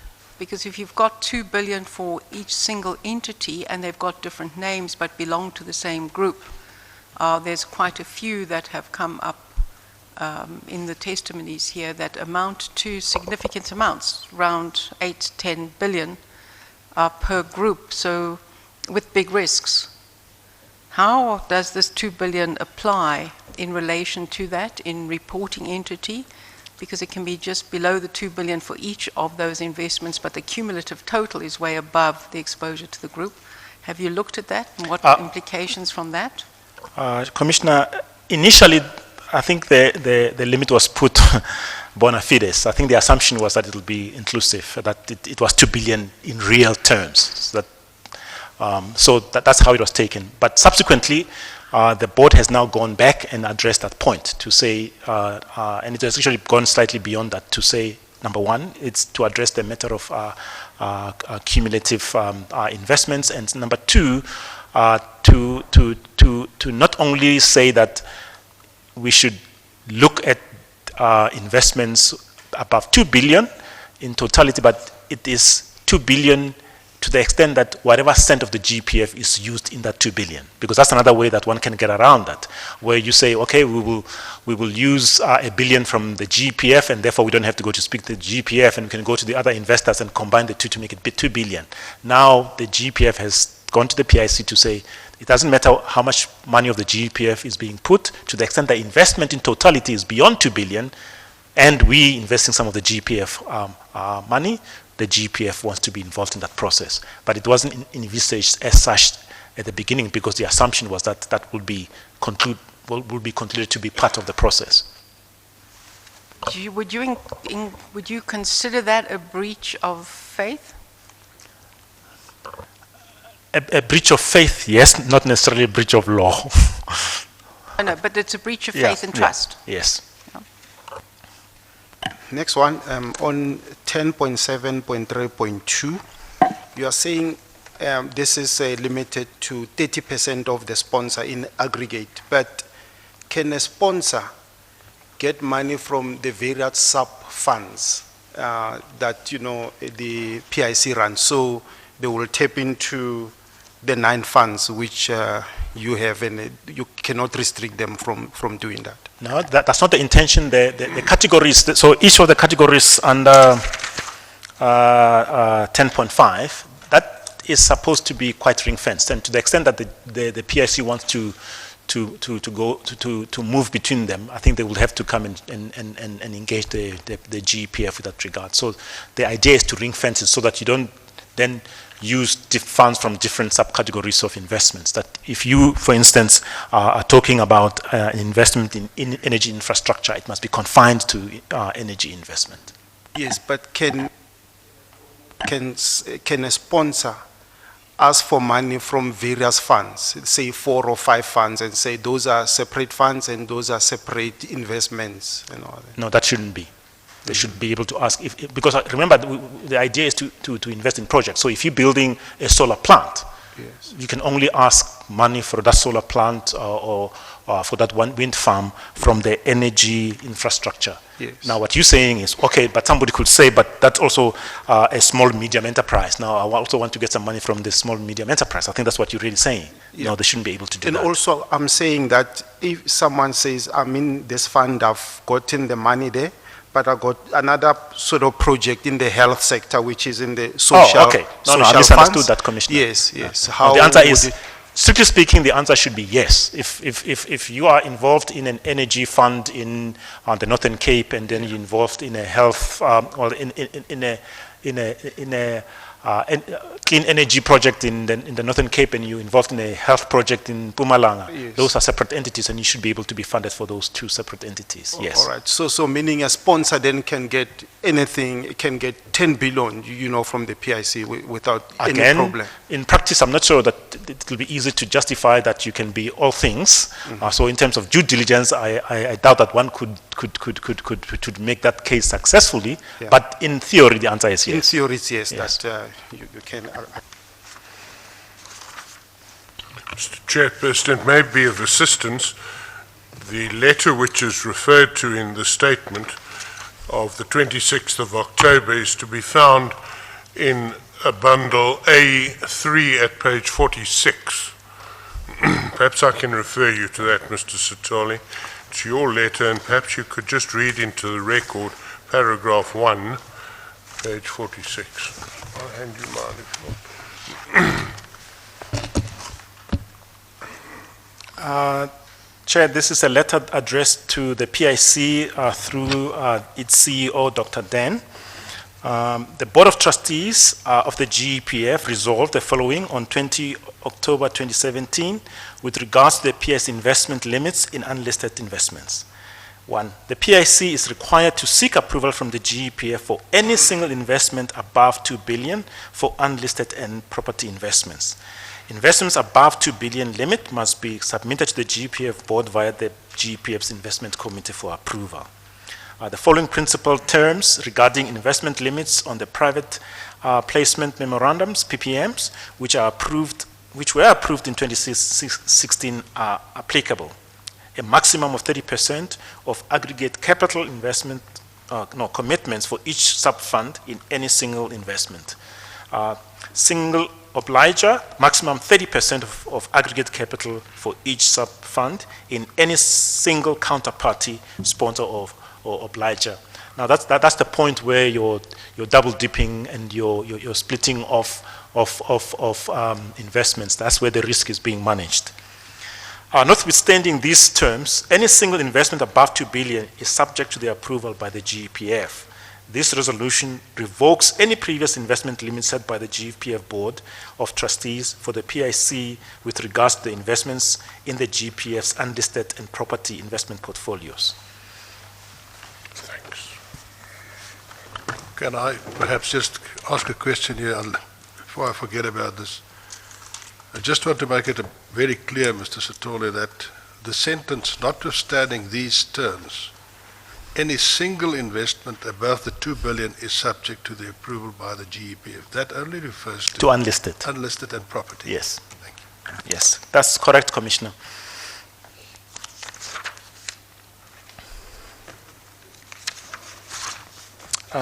Just where am I now? I think I was 10.8, you're on 10.8. The above resolution revoked any previous investment limit set by the GEPF Board of Trustees for the PIC with regards to investments in the GEPF's unlisted and property investment portfolios.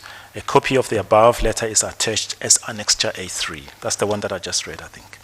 Mr. Libber and Mr. Puckren, isn't this a convenient time just to take a 15-minute adjournment? Thank you, Mr. Commissioner. Adjournment. We'll adjourn until 25 to 12.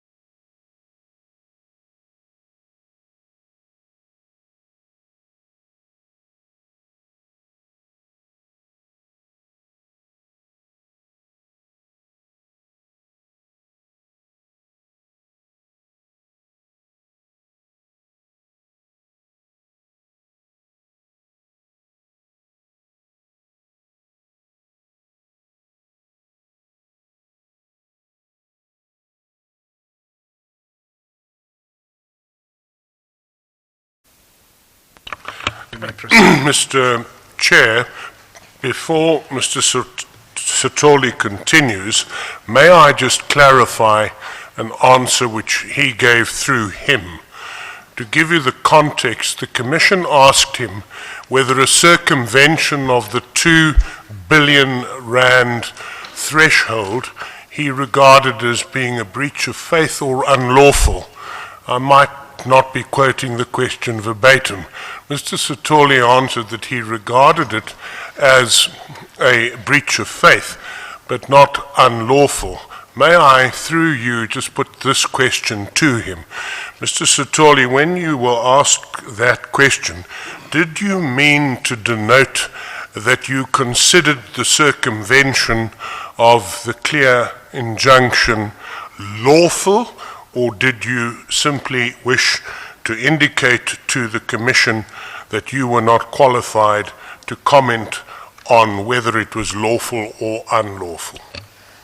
Council, the intention was to clarify that I'm not a lawyer by training, nor am I a legally competent person to pronounce on the legality of the action. Thank you, Mr. Chair. Thank you. You may proceed. I think paragraph 11. Commissioner, I will start again in terms of my... I think there's a question. Before you move to the next sections, I just want to check the letter marked A3. What effect does it have? Is that a legal, is that an addendum to an agreement or to the mandate? What legal force does such a letter have? Commissioner, it becomes an addendum to the investment agreement and the mandates, and what will then happen is to also have a formal addendum that is included in the agreement to reflect the contents of the letter. But this is the position that reflects the decision of the board and emanates from a properly constituted resolution that you'll find in the minutes of the GPF board's minutes. Then another question before we leave the unlisted section. Basically 2 questions. So those are big questions which have come through. So, I just hope they're not too difficult. The first one was raised by General Bantu Lomis, I think, and then it was also AMA GP. And they said that the PIC is wasting money in black economic empowerment transactions, in BE transactions, and they do not see why the PIC should be taking such risks, So can you just please comment, because the GPF has allocated money to BE, just as a first question. Again, it is a difficult one to answer, but I then can only answer it from the perspective of the GPF. The GPF, as I've indicated at the beginning of my statement, believes that it has a role to play in addressing some of the challenges that the country faces. And it might sound odd, but actually for its own benefit. And I think I'll come back to explaining why I say that later in my statement. But the point is the GPF is a significant investor in the South African economy. And in a sense, if you were to look at the work that has been done, there's a strong correlation between the returns of the GPF and the performance of the South African economy broadly. I'm not saying there's a causal relationship, but there's definitely a correlational relationship. What that means that how the GPF's returns through the PIC largely reflect how the South African economy is performing, given our significant exposure to the South African economy. It is in the interest of the GPF that the South African economy performs across the board, just generally. And of course, more specifically, to address certain challenges that the country is facing, such as the challenges of transformation. Now, I cannot gainsay the opinion of or whoever has a different opinion as to whether it is worthwhile for the GEPF to involve itself in matters of transformation, but I can categorically state that it is the view of the GEPF that it does have a role to play in fostering transformation broadly and broad-based black economic empowerment more specifically. Now, that's all I can say. I mean, they can hold their views. The GPF holds a contrary view. Then a follow-up question, and I'm not sure whether it's a PIC question or your question, but let me ask and then we can take it from there. So these people say that, you know, BE enriches a few people, all right? And the second point is that we looked at some of the transactions and the BE trusts within those particular transactions. There could be some problems there, you know, because these BE trusts are supposed to be broad-based, but you find that a sponsor would dip into the you know, the PIC money, but you find then within the BE trust they got family members and, you know, other people. So you find that actually the BE trust is not really broad-based, and that you know, the trustees are not even known.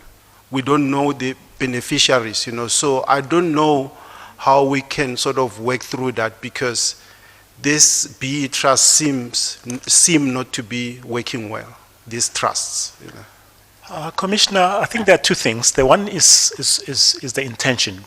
All that the GPF believes and wants to do and allocates hard money towards this effect is that we believe that transformation is necessary, transformation is correct, and we would like to play a role in fostering, engendering that. And then, of course, there is the second part of that, which is the execution. And again, I don't think it's necessarily the GPF nor the PIC. The intention is to foster transformation and to facilitate black economic empowerment. And I think we're quite comfortable that we do that. And I'm quite sure that, as far as I'm aware, the GPF will want to continue to do so.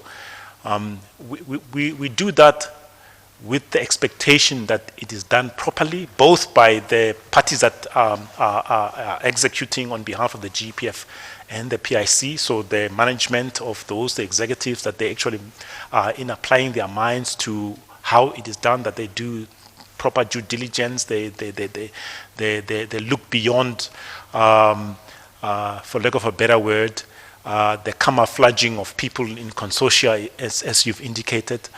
We hope that in due diligence we do that. But I think it's important to see that as what it is. It is not an indication that the intention, the actual deployment of monies to foster transformation is wrong or shouldn't be done.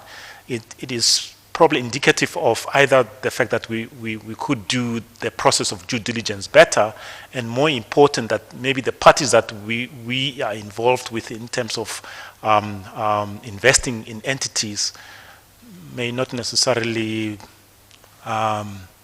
be the partners we should be doing business with. But I think the intentions are good and they remain. All right, okay, thank you.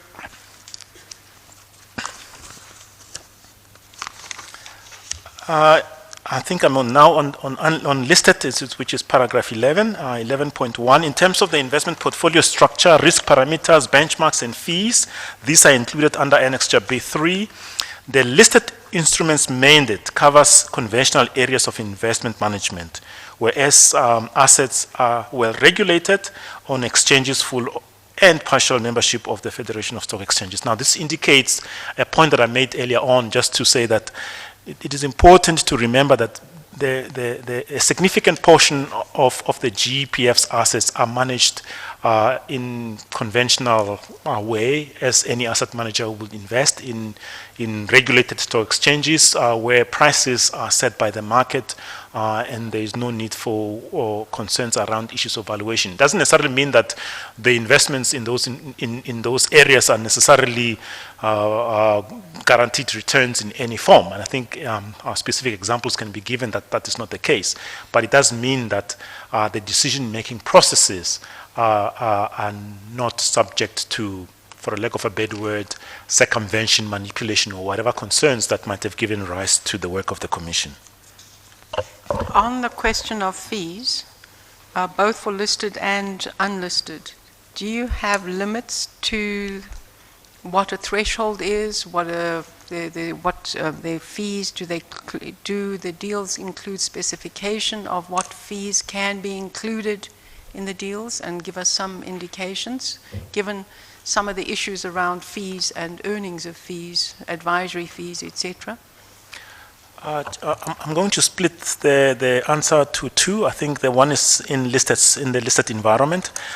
In the listed environment, the fees that are paid to the PIC are all agreed in advance, and it's a percentage of the assets under management, and that is, I think, is a standard fee. There might be questions around the size, simply not so much in terms of the percentage that the PIC is being paid, but in terms of the size of the assets that are being managed. By and large, I think the fees in the listed environment are not really subject to any contention. The challenges come in the unlisted environments, and again, in terms of the PPMs, the actual agreement that we entered with the PIC in terms of Isibaya 2, on behalf of the 70 billion, there are agreed fees that have been agreed between the GPF and the PIC. It also makes a distinction between the fees ordinarily paid to the asset manager and the fees that are entered to when transactions are being considered and entered into. Broadly, there are different fees that are agreed, that are provided for in terms of facilitating the transaction, but the details of the fees that the PIC then pays to whoever it engages in the process, that the GPF is not party to, nor does it always have sight on those fees. And Commissioner, some of the information that has been revealed in the Commission is actually new to the GPF itself in terms of the nature and the purported reasons why those fees are paid. Are things that we've learned as we've followed up to the extent that we have the proceedings of the Commission. Are you going to be looking at that in terms of the mandate to the PIC going forward? We already have started the review process, Commissioner.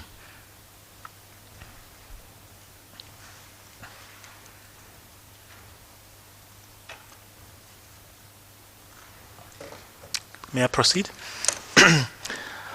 During 2017-18, listed equity increased by 10% as a result of possible fair value adjustment and additions. So I think that's purely just what happens in the market, and again, that's not really a reflection of what the PIC has done. Then, to speak about governance, the GPF Board of Trustees and management have put in a number of mechanisms to ensure that the asset managers, such as the PIC, act within the mandate provided. Some of the structures that are in place include the GPF's board as the ultimate governance structure that oversees the management of the GPF, specifically its investments. And then, of course, there are committees specifically tasked with ensuring that the investments are prudently managed. There's an investment committee, there's an audit and risk committee, as well as a special subcommittee of the Audit and Risk Committee, that is the Valuations Committee. This is the committee that looks specifically at the valuation of unlisted investments. It does so after the investments have been valued by independent valuers, and there's a whole number of them. It's not just a single one. There's a whole range of valuers that actually look at these unlisted investments, and subsequent to that, there is an engagement between those independent valuers together with the PIC and the valuation subcommittees of the GEPF. Of course, that does not speak to the processes that are taking place within the PIC itself, which the PIC can speak to. There are also meetings between the boards, so there are meetings between the two boards, the boards of the PIC and the board of the GEPF, and there's also some specific meetings between the investment committees and the social and ethics committees of the two boards. They are not really meetings that are binding. They are meetings where the parties meet to talk about matters of mutual interest and concerns that might be. So they are not really matters that will be followed up directly by any of the institutions. They will have to take it back to the specific committees or boards, and then it will be followed up by the institutions. The GEPF Investment Committee is chaired by the by the GEPF chairperson, Dr. Rinosi Mukate, who is eminently qualified. Some of Dr. Mukate's accomplishments are a PhD from the University of Delaware. She served as an executive director, CEO of the UNISA Graduate School of Business Leadership. She is executive director of the World Bank Group. She was from 2010 to 2012. She was also deputy governor of the South African Reserve Bank from 2005 to 2010. Dr. Mukate is further a member of the Board of Advisory for the School of Public and Policy Administration for the University of Delaware. And as I've indicated, there is no requirement that the chair of the GEPF must automatically become the chair of the investment committee. That is the decision that is taken by the board of the GEPF at its inauguration. The fund is managed according to a core satellite approach, where the larger core is managed more conservatively and the smaller active mandates are managed more aggressively to generate higher risk-adjusted returns. The PIC manages the core portfolios. A portion of the assets is allocated to satellite portfolios where opportunities exist to achieve a better than market performance. Those portfolios are managed by specialists in the identified areas. The Minister of Finance, as I've already indicated, is consulted prior to adoption of the strategic asset allocation, a process that is currently underway and has had the delays that we've spoken about earlier. Because of the size of the fund relative to the local market, it is difficult to generate returns in excess of the market performance on a substantial proportion of the assets. And more specific, given that 92.5% of the GPS funds are invested in South Africa currently, the full 5% allocated for Africa, excluding South Africa, has not been reached. The GPFs indeed also invests in markets outside of the South Africa and, of course, in Africa as well. A question here. You have been quoted in the media, I think, that the GPF will be increasing its local allocation, the unlisted portion and the global portion. Would you want to maybe comment further on that? I'm not as important as to take a final decision for the GPF. I think I've expressed a wish in a sense that the GPF has a significant, what we call a home bias. I think for 92.5% of the GPF to be invested in the South African market, there's nothing wrong with it, and I need to be quite clear that historically this has actually served the GPF very well. But from a risk management point of view, from a need to diversify the GPF's investment portfolio, there is a need to consider diversifying the GPF investments beyond a number of things. I think the South African economy, not because the GPF or I has a distrust in the South African economy at all, simply because that it does provide a risk of concentration in the South African economy. The second part of that is that we are heavily exposed to the Johannesburg listed entities. I think that is also quite a significant area of risk, potentially in the future.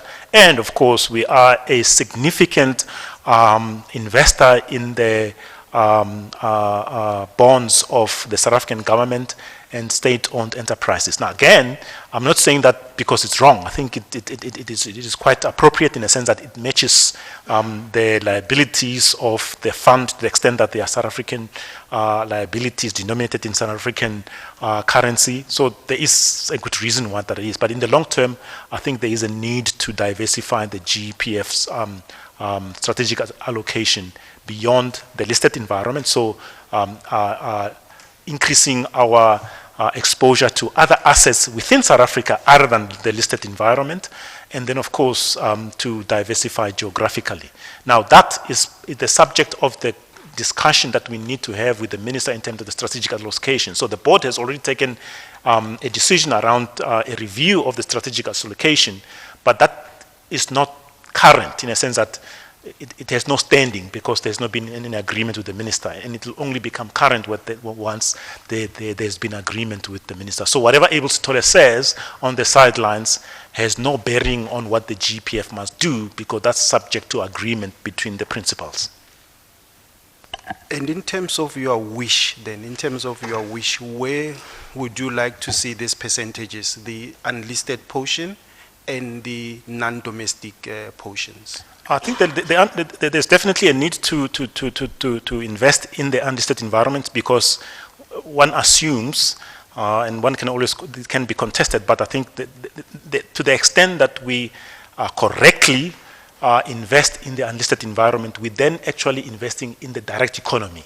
So you're funding entrepreneurs who are doing things that are going beyond the big companies. So I think to that extent, I think the consideration to increase our investment in unlisted exposure, if it is done properly, I think it is an area of appropriate diversification. Then, of course, there is the consideration for geographic diversification, and a number of things drive that decision. By investing in South Africa, of course, we support the South African economy, but there's the other reality that we are not actually availing the fund of opportunities that exist outside of South Africa that are not in South Africa. I mean, for instance, if we were to invest in companies in social media, for instance, the big companies are not in South Africa. If you want to invest in say in manufacturing, by and large, a lot of the big companies in manufacturing, say for instance in the car industry, are not located in South Africa. So the need to go beyond the South African market is also to avail the fund of those opportunities that exist outside of the South African environment. And of course, there is the other reality of diversing your currency exposure, which does have direct impact on your returns.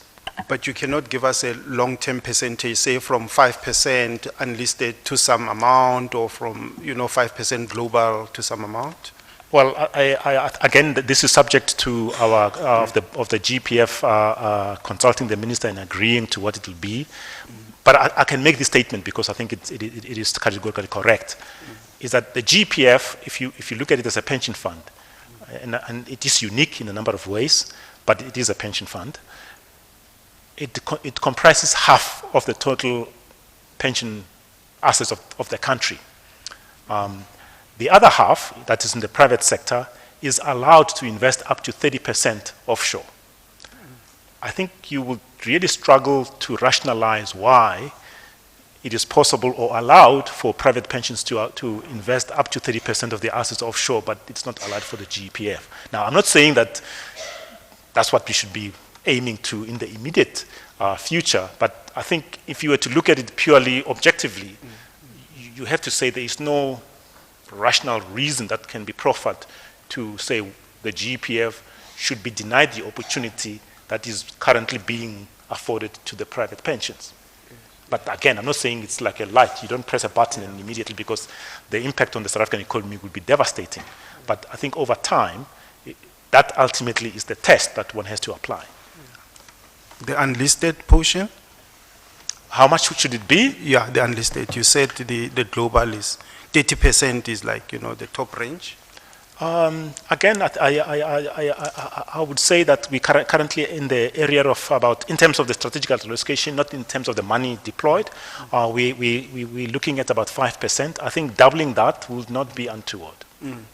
Yeah, because I think in terms of Reg 28, the pension funds are allowed to invest up to 10%, Yes. I think, in private equity unlisted investment. That's the Is rationale. Is that what basically. you're saying? Yeah. Okay, thank you. Thank you very much. Thanks.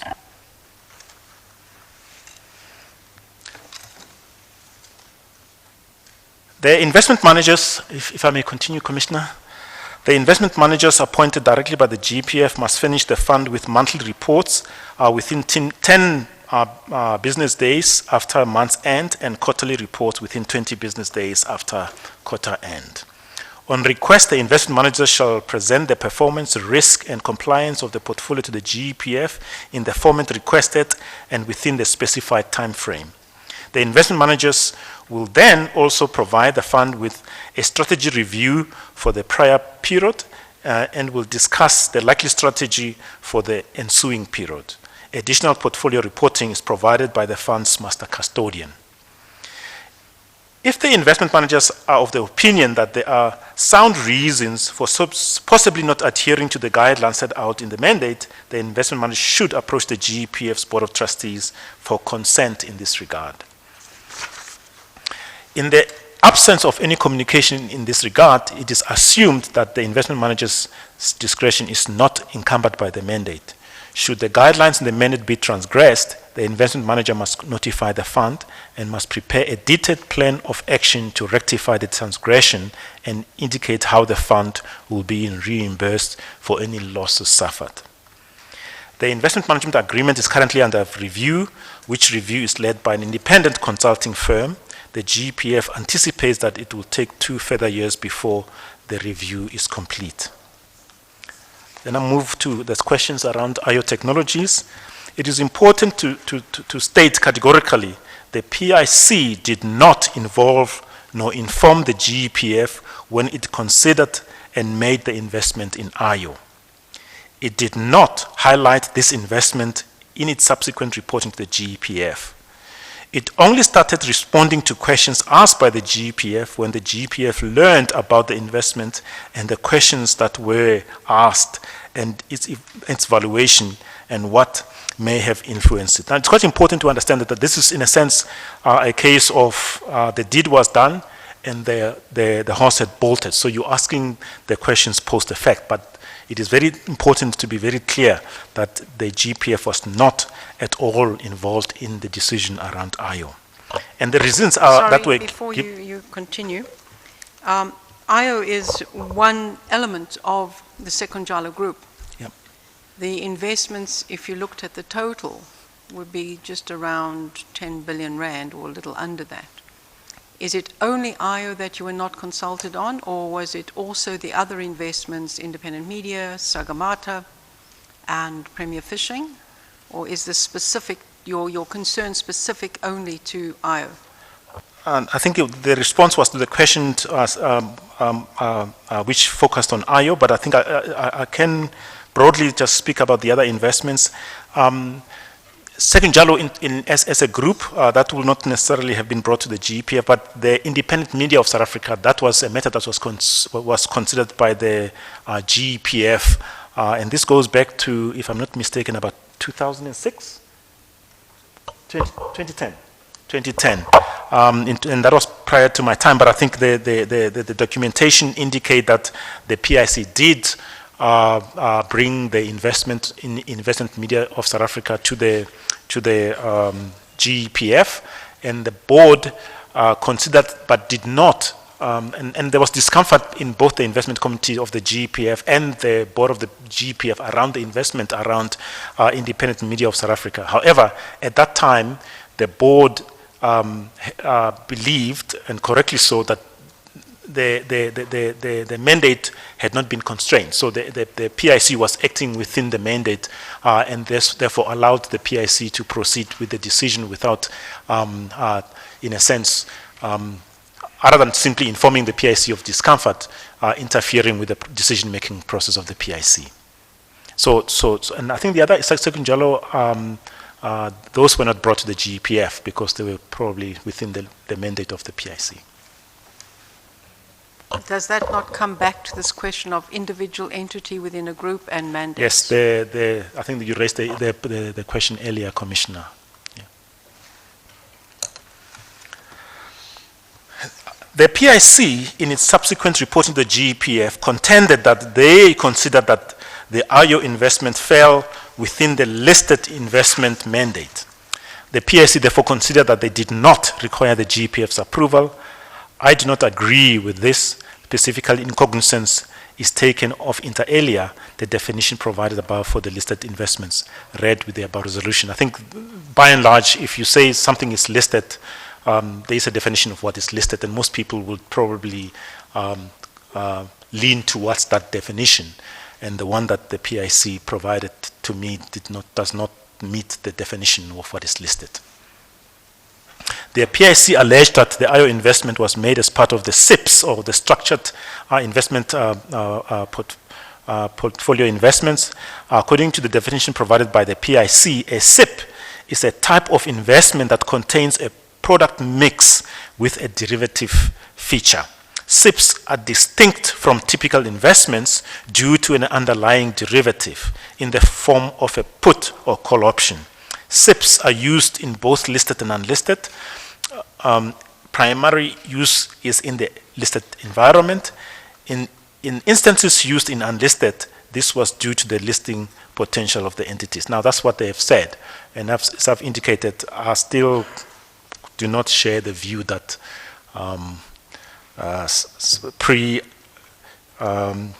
entities that have not been listed for just simplification can be classified as unlisted. It is my respectful submission that if on the effective date and during the interim period before listing, the funding arrangements are legally classified as unlisted or accounted for as such, it is not clear why the funding arrangement will be considered to be listed. In my opinion, it should have fallen under unlisted investments and therefore be above the 2 billion limit of unlisted investments beyond which the PIC needed to involve the GEPF. After the GEPF became aware of the transaction, the GEPF contacted the PIC and requested a detailed report of the transaction, and that the report should indicate how the transaction relates to the previous transactions with Sekunjalo. I think that's the question that you asked me earlier, Commissioner. A copy of the email from the PIC noting this request is attached as Annexure A4. The GEPF sent an email to the PIC noting that the GEPF requested an explanatory memorandum outlining the details relating to the transactions mentioned in the email. A copy of the email is attached as Annexure A5. The GEPF sent a further email, a copy of which is attached as Annexure A6. Therein, it was noted that in addition to the GEPF's request above, the GEPF had read a number of articles regarding Sagamata Technologies and the funding thereof. The GEPF requested that the PIC clarify and provide comprehensive information to it regarding all GEPF's investments in companies linked to the Sekunjalo holdings. And again, although this was post-effect, I think it addressed the question that you asked me earlier, Commissioner. The PIC delivered a memorandum to the GEPF, which was entitled Participation in IO Technology Solutions Private Placement. A copy thereof is attached as Annexure A7. The report was dated 16 April 2016. However, the GEPF's board's tenure ended on April 18, 2018. The first time it was formally discussed was in July by the investment. So there was a timing problem in terms of consideration because the previous board's tenure expired, and then there was a process to appoint a new one, which took some time. And by the time the board was properly constituted to consider the matter was a number of months later. An extract of the minutes of the meeting noted that the PIC was asked how the 4 billion investment in IO technologies related to the 2 billion limit, where the GEPF's investment committee and board's approval should have been sought. The PIC stated that they understood that the 2 billion limit would apply to the unlisted investment portfolio, whereas the PIC had made the investment from the SIPS portfolio, the GPF should clarify whether the 2 billion limit should apply only to unlisted or listed investment as well. Multiple investment in the same company could result in amounts higher than 2 billion. Limits across various asset classes should be considered. A copy of that extract is attached as Annexure A8 here too. The PIC's position that the investment did not need the GPF approval from where I'm standing and from the GPF's perspective is incorrect as stated above. The PIC made a presentation to the GPF's investment committee where it explained the investment thesis. A copy of the valuation presentation is attached as Annexure A9.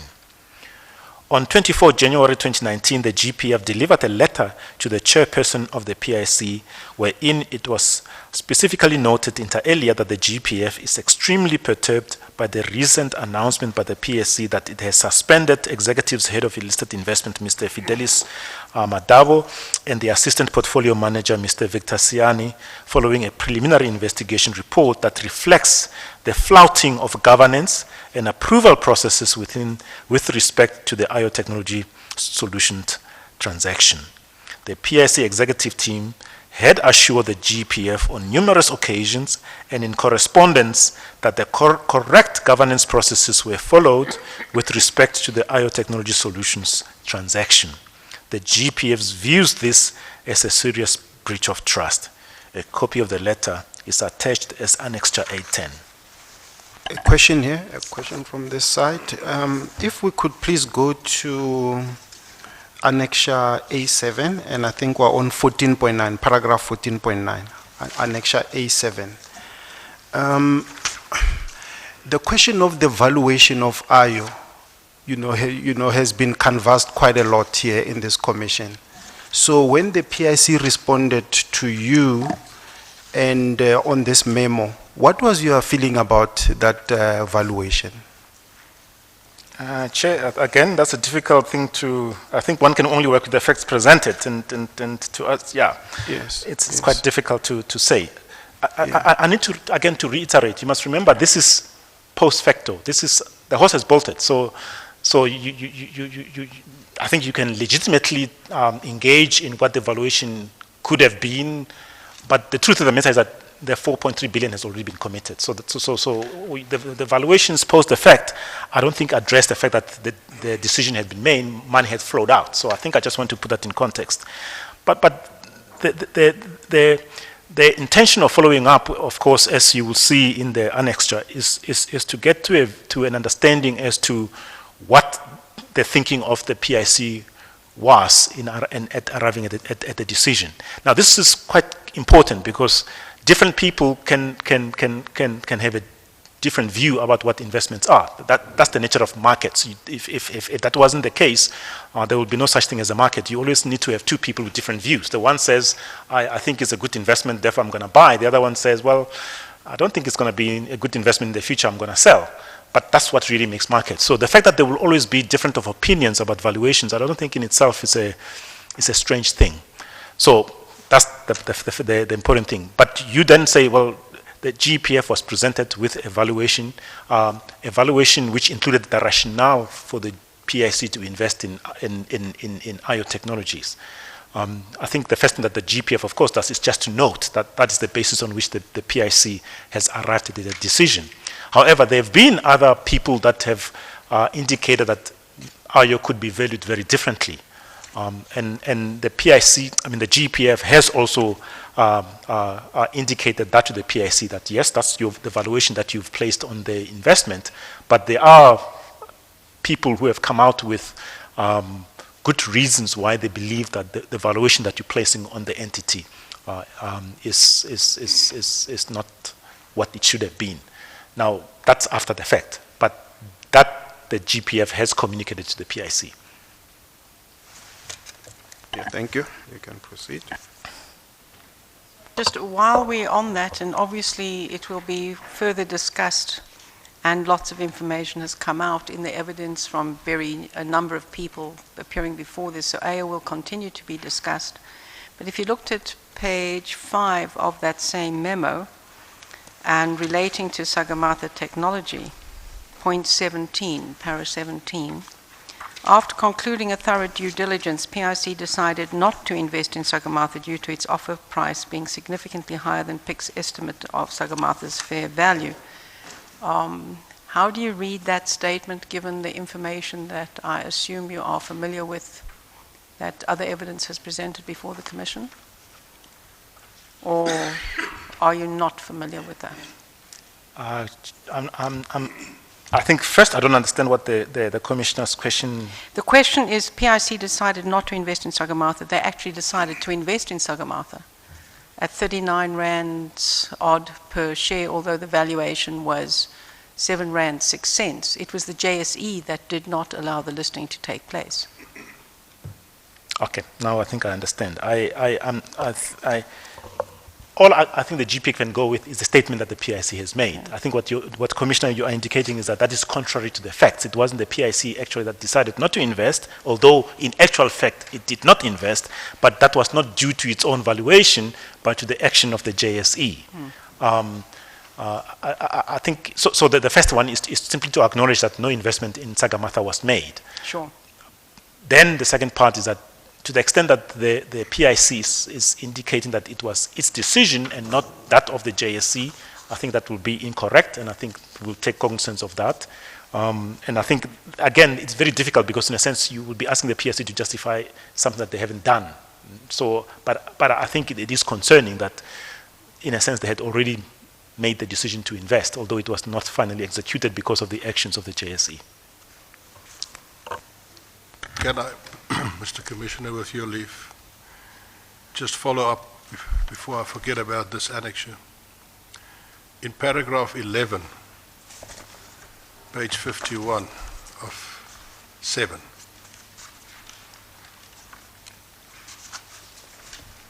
it reads, at the same meeting, the PMC further resolved to approve the acquisition of a 29% stake in AO for a consideration of 4.3 billion ahead of its listing on the JSE, subject to the following conditions, and then 5 conditions are listed. In this memo, it is nowhere stated or revealed to the GPF that Dr. Machilla, before this meeting, signed an irrevocable offer to take up all the shares on offer from AO. When did you find out for the first time about this irrevocable offer being signed before the meeting? I can answer for myself, not necessarily the GPF, because I don't think it. The first time I heard about the irrevocable was when I think Victor Siane presented to the Commission. There are 2 points I wish to make. First of all, is the question whether it's legally possible to set these conditions when the agreement has already been signed. That's the one point. But the second point is, in your view, does this memo, without mentioning this signature of this irrevocable offer before this meeting, does that comply with the PIC complying with the FACE Act and acting with the utmost good faith to the GEPF? I think, well, I don't think it's a fact, because that's what the annexure indicates. On inquiry from the PIC to answer the question that we required of the GPF to answer, that's what they provided. So this is the response that the GPF received from the PIC. And at that time, the GPF had no other information other than to go with what was presented to it, because as you've indicated, evidence leader, at that time the GPF was interacting with the PIC on the basis of the agreement and the policy which expects good faith engagement with the GPF, that you tell us honestly what the situation is. But of course, what surprised the GPF is when and the evidence was presented, and I'm not saying necessarily that's conclusive, and the Commission will probably pronounce on that, but the reality is that there are clear indications that the reporting that the PIC provided to the GPF seems to indicate that they were not quite reflecting what had transpired. So I think that to me is a clear indication. And as to whether these terms and precedent should have been adhered to, I think that's a question for the PIC, because it indicates challenges within the PIC itself, that certain conditions should have been met before the investment was made, in terms of the PIC's own processes, which in hindsight seems to not have been the case. Thank you.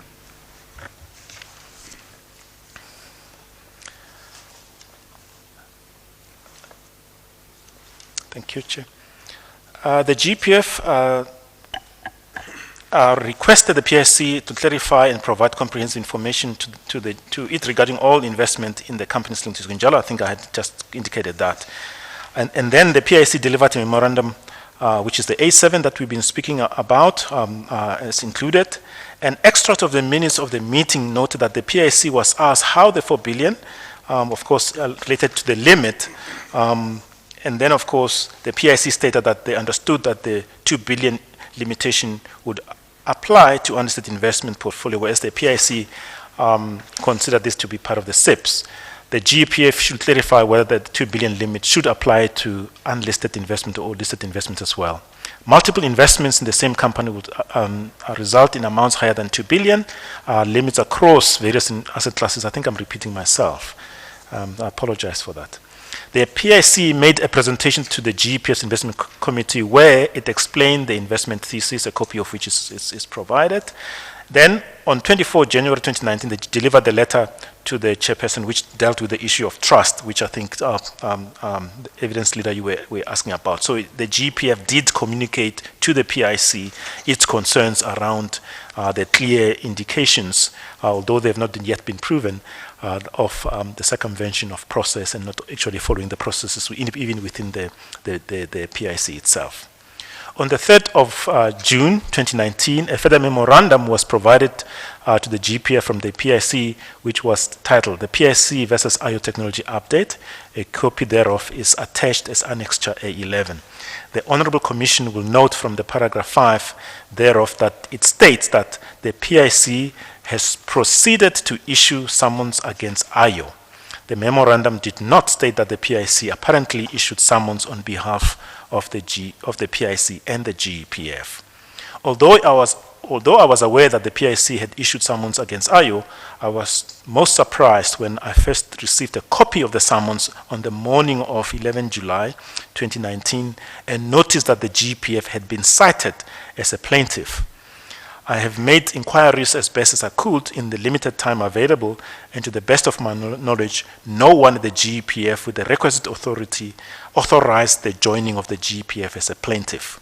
I find it significant that in its memorandum to the GPF, the PIC only mentions the fact that the PIC has instituted action that is wholly silent on the joinder of the GPF.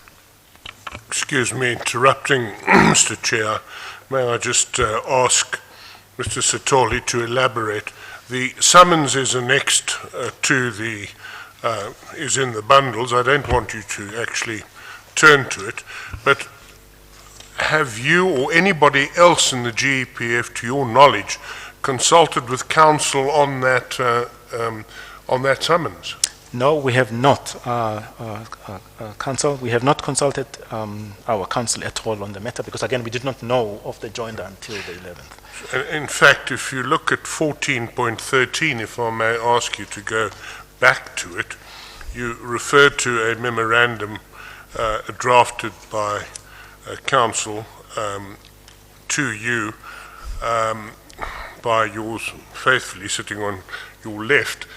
Can I, without in any way destroying the privilege or compromising the privilege in that memorandum, may I just ask you whether you understood that the memorandum said you should take no steps which, in parallel to the proceedings before this commission, so as not to prejudice the commission and to give you the full picture before you took any action? That is correct. Just to read 14.13, the GPF gave instruction to senior counsel to understand what its rights were in regard to the events surrounding the investment after some of the allegations were repeated under oath at the Commission. The memorandum was drafted by senior counsel and is attached. And I think to be quite specific, counsel has, I think, correctly advised the GEPF that we should not act in parallel to the Commission, but that, of course, does not mean that we should not reserve our rights to act as and when the time comes to do so, but we should allow the Commission to conclude its work before any action is taken. So we have received that counsel, and the memo is attached under B5.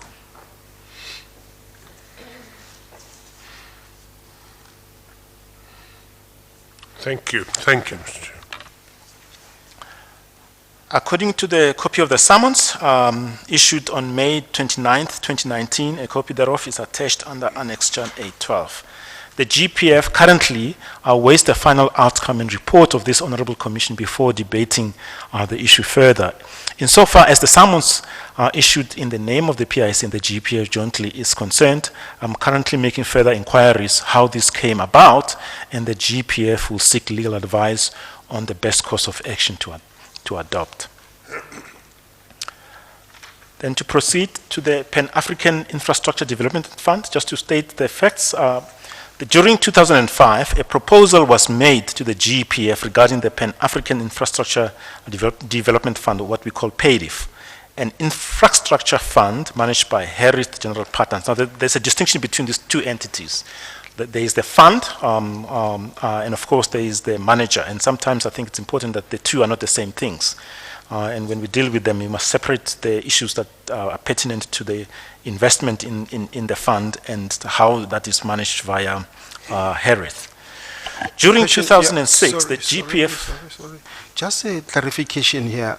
Isn't it that the first company was Harith Fund Managers, not Harith General Partners? Yeah, no, that's correct. It was Harith Yes. Asset Managers. That was the first company that was created. Yes. So and then in 2012, then the changed. assets of HFM were transferred to HGP. Yeah, So we should correct that, isn't it? That's correct, Chair. Yes, that is Commissioner. HFM. Yeah. Yeah. Okay. During 2006, the GPF Board of Trustees granted approval to invest $250 million in PADIF 1. During this time, the GPF was cognizant of the fact that the PIC had no Africa mandate. During September 2007, PADIF 1 was established. The GPF committed $250 million to PADIF 1. In 2009, PADIF 1 raised $630 million from 10 investors, which included the GPF, although of course the GPF was the significant investor. The relationship with PADIF is regulated in terms of a trust deed. The trust deed governs the GPF's rights, including those of other 9 investors, and outlines the obligations of the fund manager. PADIF 1 has 15 years term, and the investment has generated realized and unrealized proceeds to date. PADIF 2. PADIF 2 was a follow-on investment on PADIF 1. In 2015, the GPF committed $350 million to PADIF 2, which is a 12-year US dollar denominated fund. The relationship with PADIF 2 is regulated in terms of a limited partnership agreement. And I think this is due to the fact, as Commissioner has indicated, the change in the nature and the structure of the asset manager. PADIF in general.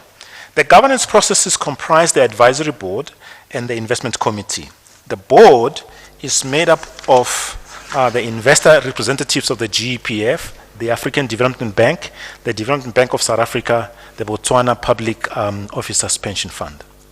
The investment committee comprises of 1 executive director and 3 independent non-executive directors. The GPF is not represented in the investment committee of PADIF 2, but it is represented in the advisory board. The GPF invested in PADIF as part of its broader mix to diversify its investments from the listed equities to unlisted assets, assist in the acceleration of infrastructure development in the continent, and generate attractive risk-adjusted returns for pensioners, members, and beneficiaries. Another question here, 18.2 Perhaps maybe you might want to tell the commission, what does an investment committee do, an advisory board do? What different tasks do they do? Advisory board versus an investment committee. The advisory board plays an oversight role on the activities and the decisions that are taken by the actual functionaries. In this instance, of course, it will be in the first instance in terms of direct engagement of the investment committee, but more important of the managers of the investment.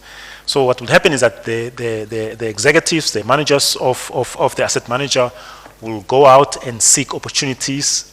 They will then, of course, once they found what they consider to be attractive investment opportunities, do the necessary due diligence, and then they will present that to the investment committee. And the investment committee then will be the first line of sight to try and agree, looking at probably much broader factors other than what for lack of a better word, the technicians will look at to decide whether the investment was worthy of investment by the manager. And then, of course, if they are happy, then you will have the oversight by the advisory board.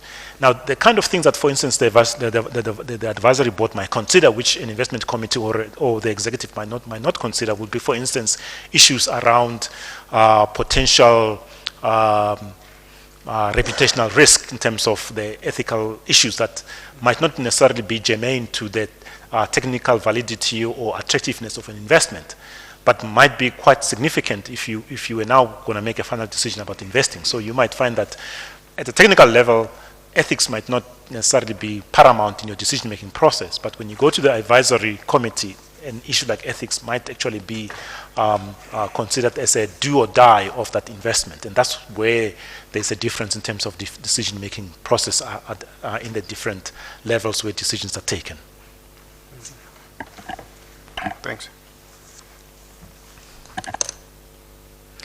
Additionally, the long-term liability of pension funds matches the long-term nature of infrastructure assets. So again, that's just to indicate why the GPF would consider to invest in this kind of investments, and in the past, and will continue to do so probably in the future. Once a year, the investment committee and the audit and risk committee of PADIF convene a joint meeting where they consider the valuations of the PADIF investments in the presence of internal and external auditors. Now this is probably an interaction that takes place more in the PADIF stable than actually with the GPF. In addition to the governance oversight, the GPF receives quarterly reports from the fund manager and also attends the AGM of PADIF, where the manager presents financial matters relevant to the fund, including individual performance of the investee companies in detail. The GPF follows specific approval and governance processes to approve such investments and requests for drawdowns on the committed funds. Both PADIF 1 and PADIF 2 are monitored and overseen by the GPF's investment committee. Now, it's important to clarify what the issue about drawdowns is about.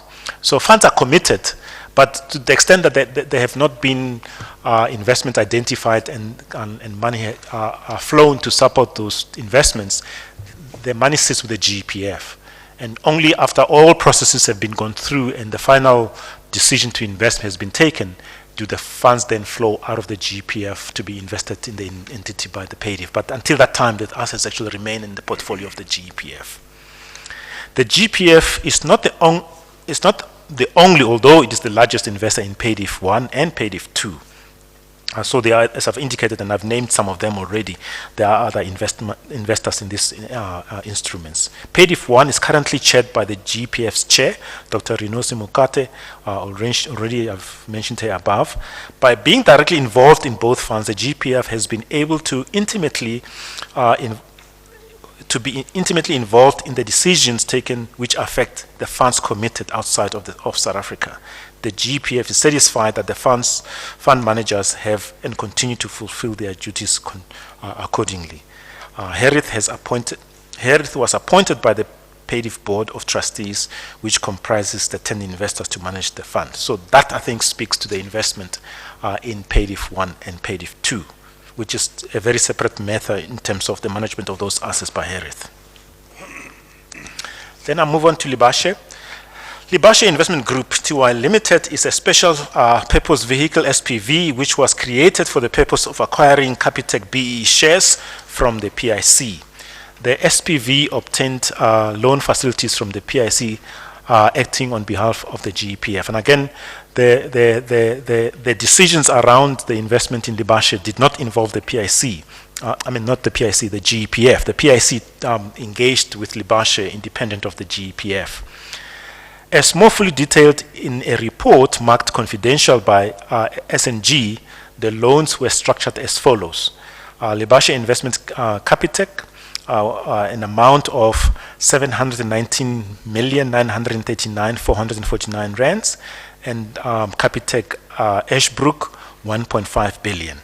A copy of the SNG report is attached as Annexure B6. The loans have been repaid with interest. Now move on to SA Home Loan.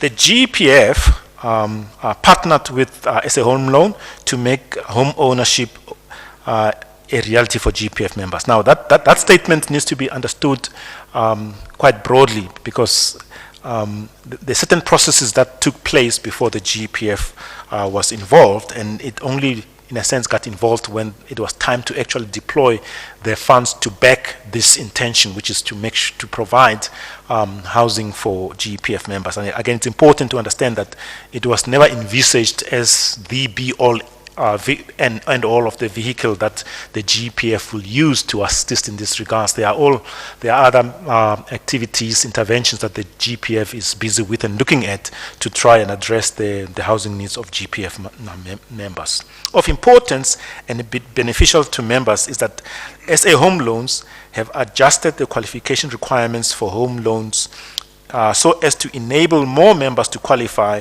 while ensuring that every approved home loan is affordable in terms of, I say law, and more specific there is the National Credit Act, which specify that, for instance, you cannot apply more than 30% of your gross salary to housing, again, to ensure that you don't become overly indebted. It is hoped that this partnership between the GEPF and SA Home Loan will make the process of owning a home for our members a simpler and less stressful experience. Now, I've used GEPF.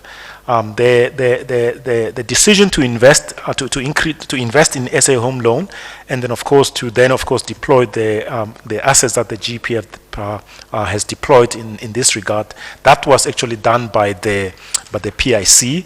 And a memorandum of understanding was entered into between the PIC and the Department of Public Service and Administration, and that memorandum of understanding the GEPF is not party to. However, as it aligned to the GEPF's intention, the GEPF had no difficulties in actually deploying the assets in this way. Now, what that really means is that the GEPF was not involved in the structuring of the investment and who is involved in the investment in its current form. It was purely addressing the need that it saw and deployed the assets accordingly. But Okay, Jane. But there is a question that arises, because the first loan, if I recall, to SA Home Loans was about 9 billion. Correct. Done in the manner that you've said. And then the subsequent request for 10 billion. There has been a number of allegations made, and it's still subject to further testimony, that Mr. Masikesa from the PIC. Chief of Staff in Dr. Machila's office and Mr. Maponya have indicated that there will be no access to this 10 billion unless they are paid 95 million. Are you aware of this debate? Are you aware of any of these allegations? And given that the funding has not been forthcoming, whether there's any credence to their claim that it is because they have not been paid their 95 million that the PIC and the GEPF funding, and because they've made very specific that the 10 billion will not be forthcoming unless they get their funding. Are you aware of the issue? How have you taken this up with the PIC, given that apart from Mr. Maponya, Mr. Masikesa is from the CEO's office, etc.? I'm assuming you are familiar with it, and what steps have you taken to clarify both to home loans and to the PIC what the position of the GEPF is? Chair, I am aware of it because, again, I can't say to any detailed level, but of course I've been following the proceedings of these commissions and the allegations that have been made in this regard. I think I'm very much aware of. I need to state categorically that the fact that the GPF has not considered and provided an additional 10 billion has nothing to do with any obligation to any party. And I'm quite sure that when the GPF does get presented with a proposal, should it be in the future presented with a proposal on the 10 billion, it will not be influenced by anybody at all. So whether any individual will claim that they somehow have the ability to influence the GPF decision, I think that is not so. The GPF will make that decision in the interest of its members and will not be influenced by whoever it is. The reason why the GPF... Just for clarity, sorry to interrupt you. Are you indicating in that there has been no proposal from the PIC for the 10 billion? There has not been a formal proposal to the GPF for the 10 billion.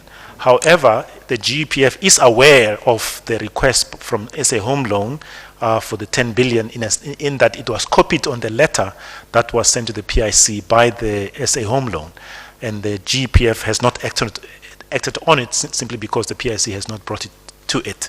That is the reason.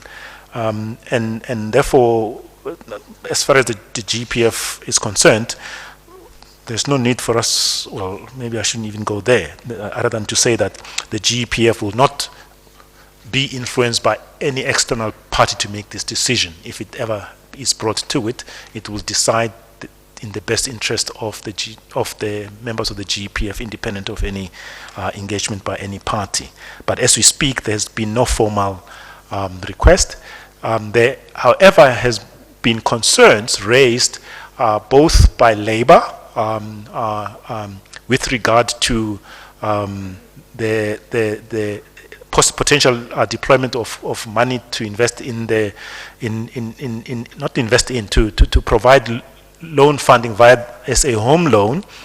Those concerns relate partly to some of the concerns that I think the Commissioner has raised around the involvement of individuals, but they do not hinge on that. They hinge on what Labour would like to see as the GPF and SA Home responding favorably to provide even more benefit to members of the GPF in this process. So what they would like is to consideration of the terms and conditions to make sure they're not onerous, to consider potential beneficial interest rates.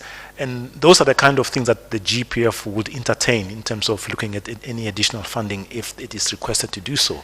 While, of course, the other issues that have been raised in the Commission will be addressed both, I think, by the Commission, I presume, and the PIC more directly. So those are the kind of issues. Those issues, it's not only Labour that has asked those kind of issues around the terms and conditions and the interest. The Department of Public Service and Administration has also asked for those to be considered should any additional funding be provided. And again, those will be independent of any advisor or anybody. Those are issues that we believe are germane and are worthy of consideration. Doesn't necessarily mean that we'll meet them, but we will consider them. Just another question there. In terms of the 9 billion that was lent, there's an issue about the underwriting fee. To whom does it go? So, some are saying that 45 million on the 9 billion rent should have gone to the GPF. Some are saying it should have gone to the PIC. Mr. Maponya says this is his money, it should go to him. And then the SAHL says is not supposed to pay any fees. What's your view on those That's a issues? difficult question. So I'm going to answer purely from the GPF. Who underwrote what? So in a sense, you need to get back and to say, well, if you are claiming that something should be paid to you, you need to be able to demonstrate that which gives you title to that which you are requesting. So whoever, in a sense, lays claim to whatever monies they're claiming to, they need to be able to demonstrate that they've done something to deserve receiving that. Now, the question is, has any of those parties demonstrated the reasons why they believe that they've done something or provided a service or whatever it is that they've done to believe that they're entitled to it. Now, I can say from the GEPF and say, but we provided 9.5 billion, so I have no doubt in my mind that if there is any such funds, the GEPF is entitled to it, not because it has provided the money. So it's not conjecture, it's a fact. That's what we've done. So unless the other parties can legitimately demonstrate why they're entitled to this money, I'm not sure why they would conclude that they're entitled to it. So are you saying that if there's any money to be paid, that money should go to you guys? If To there's money to GPF? be paid, if there is money to be paid, Yeah. it should come to the GPF. Yeah, yeah. What is practice actually? Do you know what practice is in this kind of transactions? Commissioner, practice is not a theoretical thing. Practice is, have you done something? I think I'm repeating myself, but I think it's important that I do. Simply to say, well, practice says I must do something, I say, but practice is informed by a delivery of something, either a product or a service. And to the extent that you can demonstrate that you provided a product, underwriting, or a service, whatever the service might be, you can't simply claim benefit based on practice. So to me, you need to demonstrate why is that you believe, what have you done, what have you provided that entitles you to this. And if parties can do that, fine. And if they cannot demonstrate it, you are saying then no fee should be paid? If they cannot demonstrate the service I think they have given? logically that seems to follow for me. Yeah, yeah, okay, all right, okay, thank you. Despite those questions, Mr. Sithole, I don't think it is our duty to decide and to order who should pay what to whom. Pardon, Commissioner, I didn't I'm saying follow. despite those questions, I'm hoping you're not going to look to us. No. Say No. who must be I paid think, what. no. I apologize, Commissioner. I hope I didn't insinuate that I'm expecting the Commission to do so. I think in the GPF's engagement with this matter, those are the questions that the GPF would ask. What have you done? What have you provided if you're entitled to anything?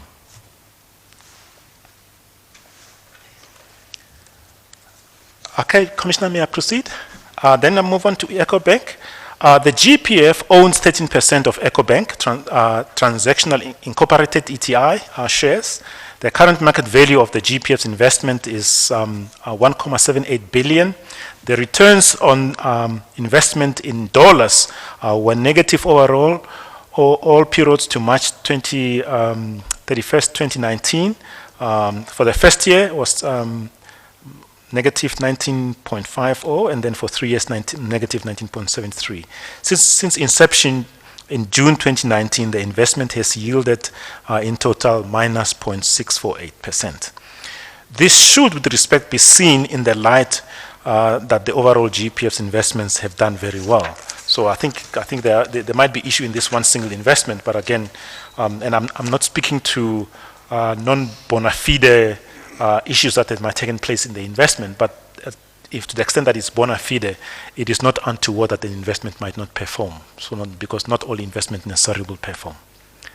The constitution of the PIC board. We were asked to comment on this. The GPF Board of Trustees has been asked to comment on the constitution of the PIC board. The constitution of the PIC board is provided for in the current PIC Act and is being addressed in the PIC Amendment Bill. And we provide in Annexure 813, as per the Standing Committee on Finance, the GPF's input was incorporated in the National Treasury submission and largely reflects the GPF's contribution, a copy of which is submitted. Now, the important thing here is that some of the questions that are being asked with regard to the composition of the board, I think must take cognizance of what currently exists. And the PIC Act is quite clear, indicated earlier on. It does provide for depositors to nominate potential board members to the PIC board, although of course the final decision remains that of the minister, and I think that is quite in order as the current Act provides. And then with regard to the chairperson of the PIC, again, the PIC Act is quite clear in a sense that it doesn't really prescribe who the chairperson of the PIC board, and we need to distinguish that from the practice. And I think sometimes the practice seems to be understood to be the law, but it's actually not. The law does not prescribe that the chairperson of the PIC must be the Deputy Minister of Finance. It actually leaves that open for the minister to decide who to appoint as the chair. And so far, the decision has been taken by the minister to appoint the deputy minister, but this is not in terms of law. And then, of course, there are provisions that the bill currently provides. To some extent, I think they're probably even more onerous to the extent that they now start to prescribe who the chair is, well, the current act is. So the question is, which one would you prefer?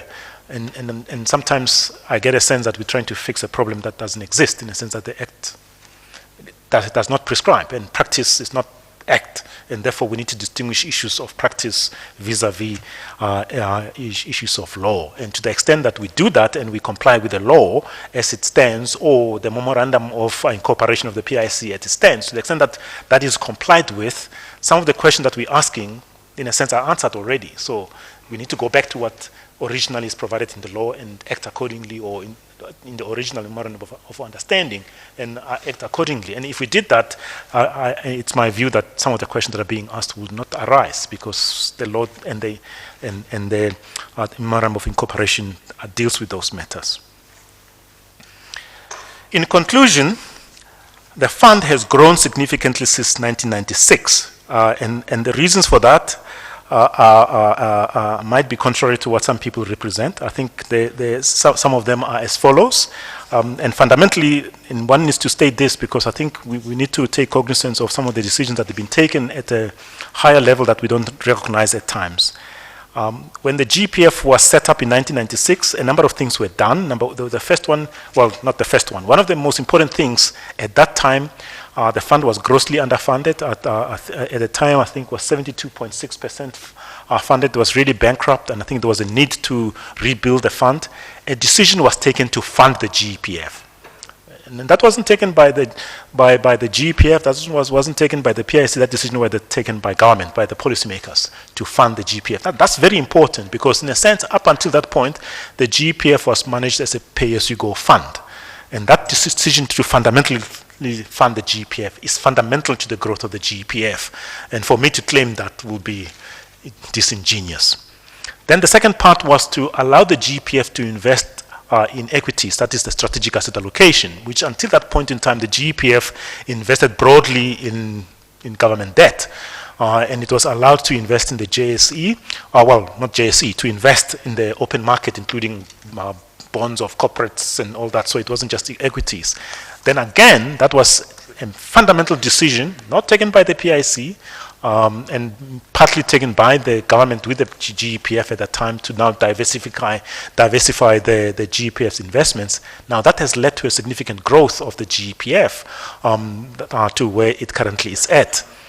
And then, of course, there is the method that goes hand in hand with that, was the GPF setting up the strategic asset allocation of the GPF going forward. So now diversifying the investment of the GPF. That actually is what has been fundamentally responsible for the growth in the GPF.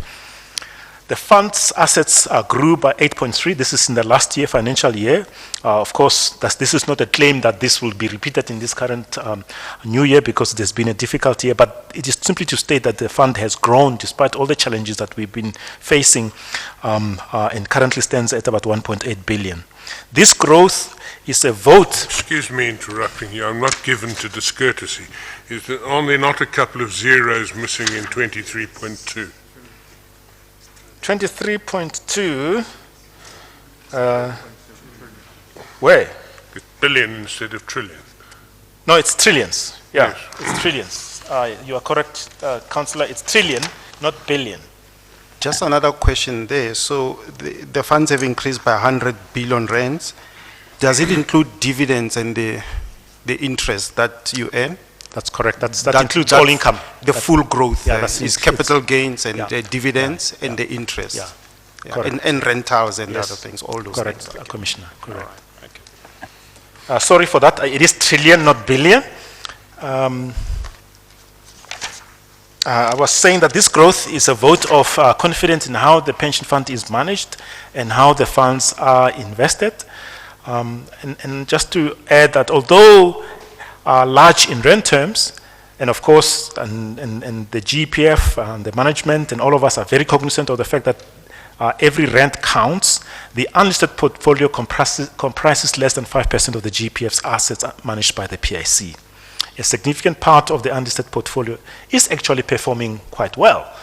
So although there are these challenges that the Commission is considering, and I think they need to be considered and addressed and dealt with, it is also important to understand that as a portfolio in totality, the unlisted portfolio is giving in returns. And this speaks to your question, Commissioner, around should we be investing and should be investing more? And the answer is, under good management, the answer is it will be preferred that we do invest more, because we are still getting good returns despite all the challenges that may be identified. And of course, there are distressed investments in the portfolio, and we need to state that this too is true. And of course, it is those distressed investments and other matters that have prompted the establishment of this Honorable Commission.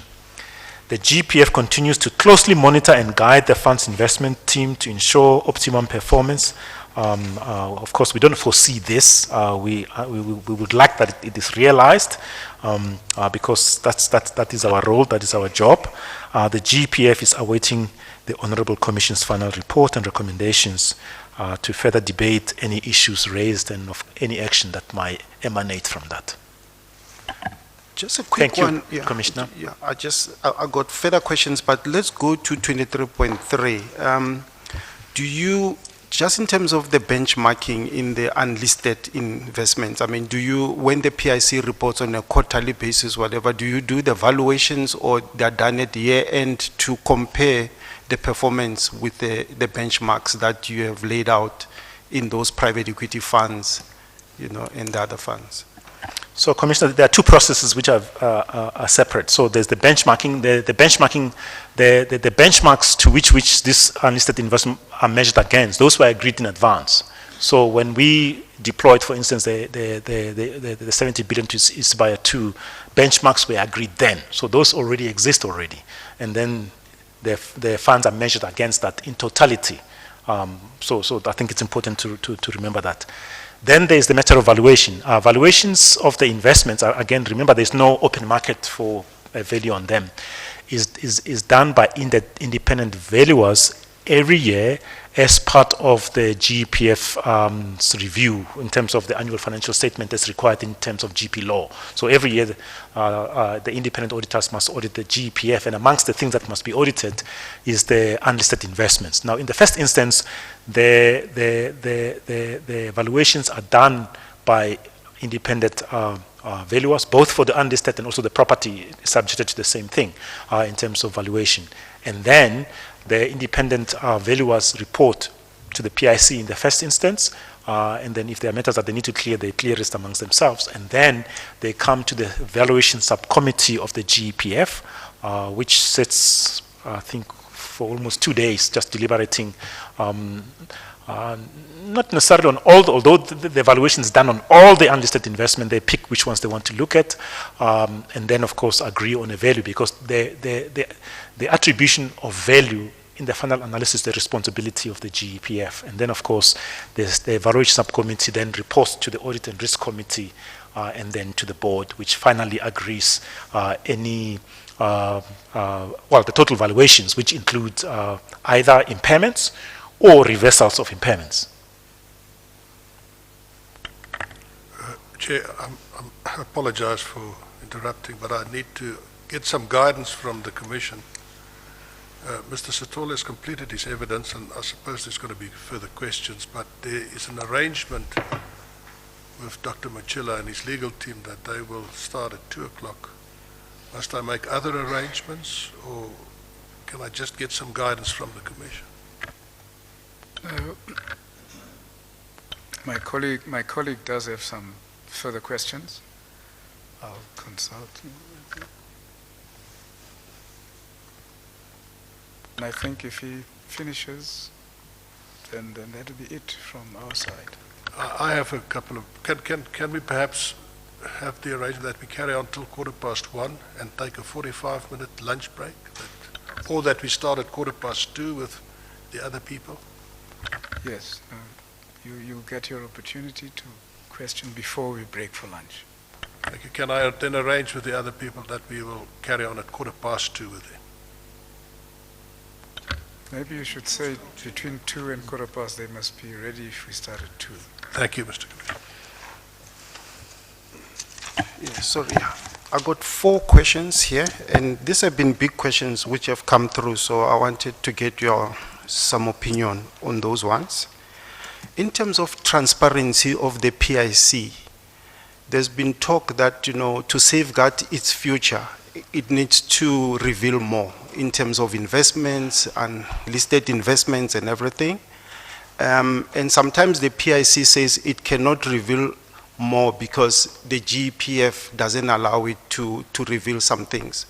So in the event that this commission says the PIC must follow practices that are done by the other pension funds like CalPAS and CPPIB and the others, would the GPF be happy with the PIC disclosing a lot of the information that various people here have said it should? That's the first question.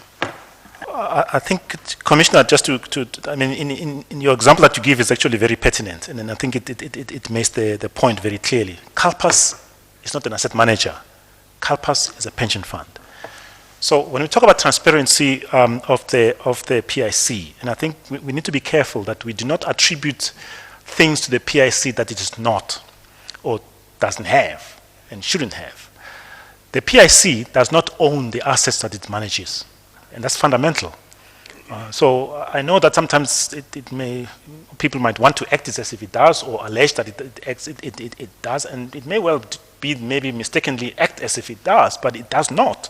The assets that it manages are the assets of its clients, the assets that manage the GEPF, the UIF, and the compensation fund, and all the other funds that it manages. Therefore, it cannot disclose information that is not its information. I think the example I can give is this. If I have a bank account with a bank, the money that's in the bank on my behalf is my money. The bank cannot disclose that money without getting permission from me. So maybe the request for the PIC to disclose things is not right, because you're asking it to disclose information that doesn't belong to it. So the correct, and this I think we've been quite clear, and it's been done in any case, although I think people might question it, and I will elaborate. The GPF has been disclosing investments in its annual report all along, so it is not that it has not been in disclosure.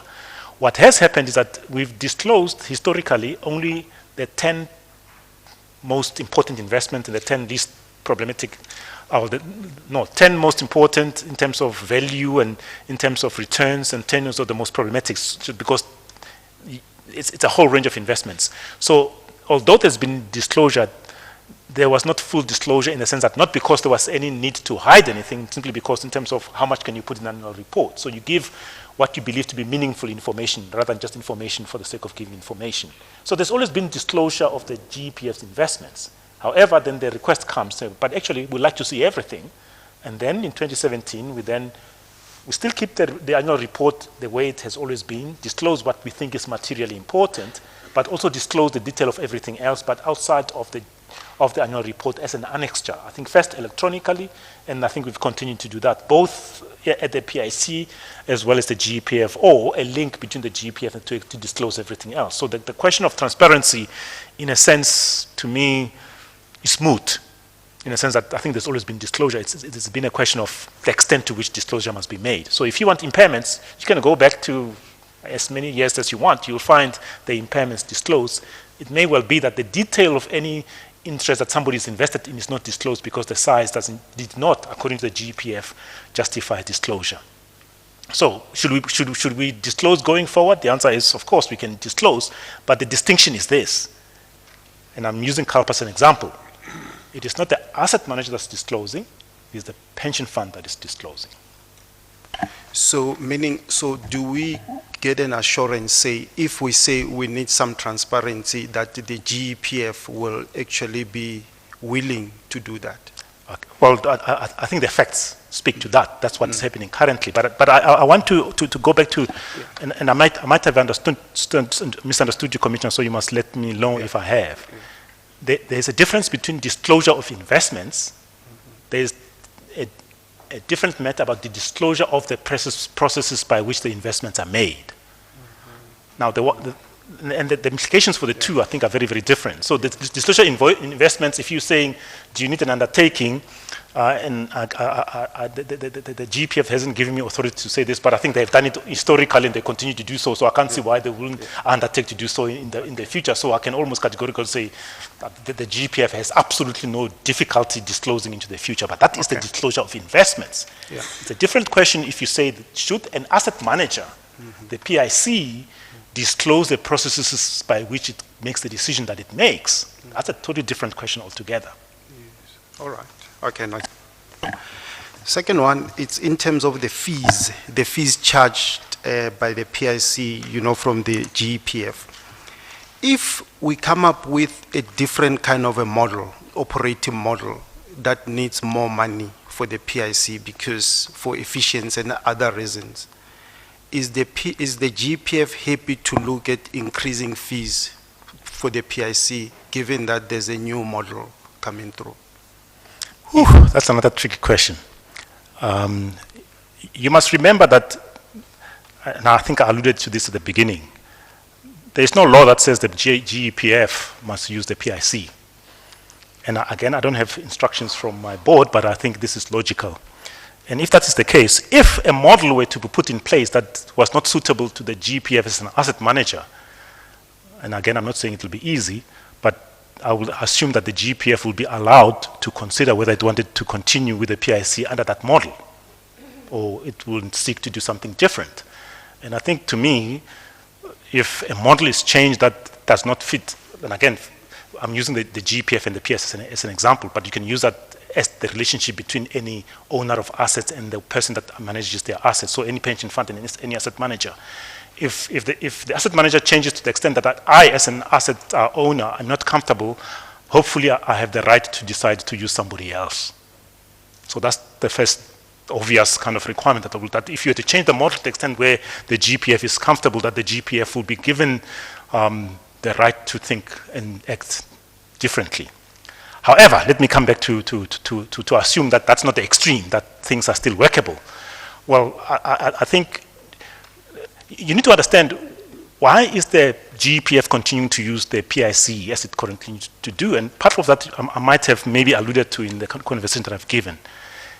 On the larger part of the GPF's portfolio, the PIC has performed according to mandate and delivered our returns in terms of benchmark.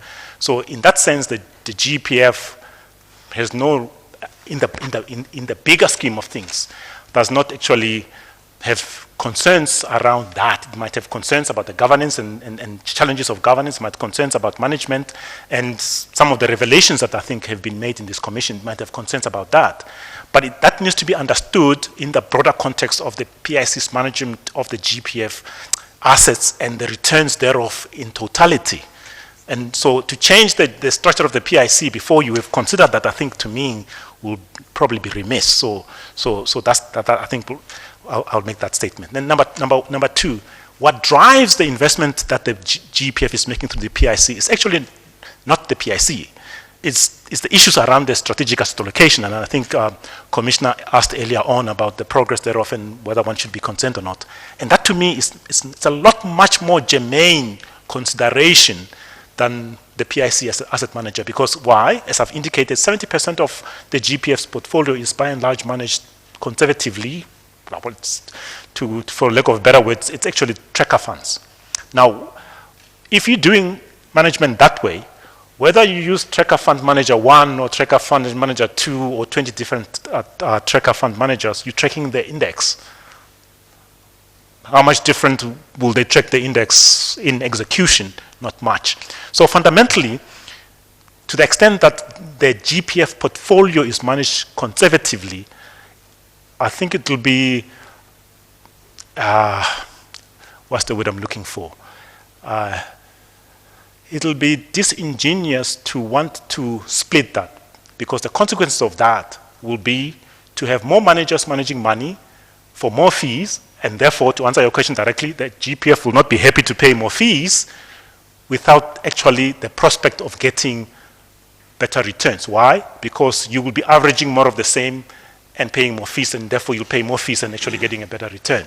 So to the extent that the recommendation is to, with a bigger part of the portfolio, to do anything that requires the GPF to pay more fees with almost, and I'm saying guarantee advisedly, guaranteed lesser returns, I think the GPF will not be comfortable paying those fees.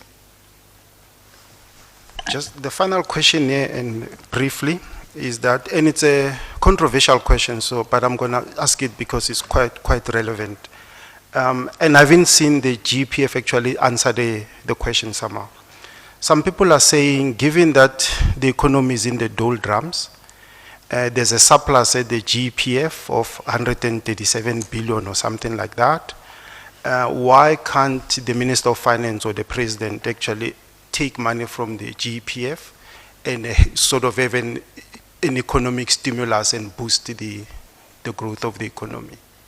It's a very good question. You know, and why are other pension funds actually not doing that? I mean, the GPF has put in 5% into unlisted. Why don't DBAs or whatever pension fund do that also? Well, I can answer for other pension funds, but I can answer for the GPF. The GPF, and the GPF is cognizant of this fact, and I think I alluded to it at the beginning, it's cognizant of its size and the role that it can play in the economy, and to the extent that it can, it does engage in conversation, and it does allocate assets to try, to the extent that it can, assist in the economy. But let's go back to your question. Now, when people say that, I think they need to remember a couple of things. The first one is, and this was not taken by the GPF, this was taken by South Africa Incorporated, by government. Do you want, the GPF is a separate legal entity, it's not government. I think I made this point at the beginning. So that's quite important. So are you saying that you want government to dip its hands in the assets of a legal juristic entity that is separate from itself? So if you're saying Minister must dip in, what you're saying is Minister must come to you, Commissioner, if you are super rich, and simply dip his hands in your pocket just to fund South Africa's problems. Because you and the GPF are the same entity, you are two separate juristic entities. So from that perspective, the fact that people say it must happen like that, I'm saying in law it can't, because the minister has no will withheld to do that. Otherwise, they will do that with any other juristic entity or any personal entity out there, number one. Number two, the government itself decided that the GPF not only will be a separate legal entity, that it will be funded. So the government took that decision to fund it. Now, it is true that the funding comprises a very significant part of South Africa's assets from the fiscal point of view. Or even savings, yes. Yeah. So it is true that but a fundamental decision has been taken. So unless you reverse that fundamental decision, that question again is moot. So if you were to say, well, the minister should simply ignore that the government in wisdom, and I think that wisdom I will support, that the fund must be separate and it must be funded to protect the interests of its employees. To the extent that decision still remains, again, that question to me doesn't make sense. That now you just almost pretend as if that decision has not been taken and it has not been applied for the last 15, 20 years. You will now forget all that and now dip into the GPF. I don't understand that. So again, it's not my opinion. It's just what government itself has decided. So that's the challenge. However, I think the people that are asking the questions, I think do ask valid questions, but you then need to answer those questions in relation to the facts that I've presented. Otherwise, I don't think you can do anything otherwise. But it's something that you would support. I mean, is that something you support, or philosophically you are against it? Now you're asking me, okay, again, let's state the facts. Yeah. When people say pension fund must support government or state enterprises, you must start with the facts. Mm-hmm. And again, I can speak about pension funds broadly, mm-hmm. but I can speak about the GPF much more because that's my job, that's what I do. Mm-hmm. As we speak, and I'm using the annual report from last year, we're busy currently finalizing the new annual report, and I don't think there'll be any significant change to these numbers. The GEPF is a significant supporter of government through buying government debt. So when people say you're not supporting government, that's not true. We are a significant supporter of government as it stands, with over 300 billion of government bonds in our books. Now, what the government does with that, how they deploy that, I can't say, but I can make the statement that that's what we do. I can further make the statement, which is true, you'll find this in the annual report, is that we support state-owned enterprises. We are the biggest supporter of state-owned enterprises. Now, by doing that, I'm not condoning whatever the challenges those institutions have experienced in terms of governance, in terms of management, whether executive or not. I'm not condoning that. I'm saying to the extent that these institutions, your ESCOMs of this world and your SANRALs of this world, play a very important role in the economy for the benefit of all South Africans, and more specifically for the benefit of the GEPF's investments broadly, because if ESCOM's lights go off, these lights go off, the lights on the streets go off, the mines and my baker neighbor who bakes bread, and I've seen him suffer because of this fact that power goes off and dough goes rotten. To the extent that it's important for that, our funding of state enterprises is quite well informed, well considered, and it actually gives us very good returns that match our liabilities. We're actually a bigger support of that. So when people say, but you need to do more for government, I says, no, start with the facts. Because the facts are the GEPF is a pension fund, and this applies to other pension funds as well, because we're not the only buyers of government bonds, although we're the largest. We're not the only buyers of state enterprises bonds, although we're the largest. Pension funds already are providing support. As to what happens with that money after it's been deployed, that's a different matter. So before we can consider any additional deployment of funds by the GPF and other pension funds, we need to answer the question, is this money being used properly? Now, the GPF can't do that. That's for somebody else to answer. And I can say this, if whoever wants funds were to come to the GPF, have a good business case, bankable projects, so to speak, that safeguards the investments that we make, ensures that we'll get the returns that support the promises we've made, the GPF and any other pension fund would actually be able to support those initiatives. So the question sometimes is not what funds are doing to support, is what projects, bankable ones, that are well managed, well governed, that can give security on the investment and also good returns, do they exist? And sometimes I think that's probably for South Africa the bigger question. Thanks. Thank you very much. Thank you. You've answered me. Thank you. All right. Mr. Commissioner, I have a couple of brief questions, and I'll make an agreement with Mr. Sithole that we can deal with it in 5 minutes.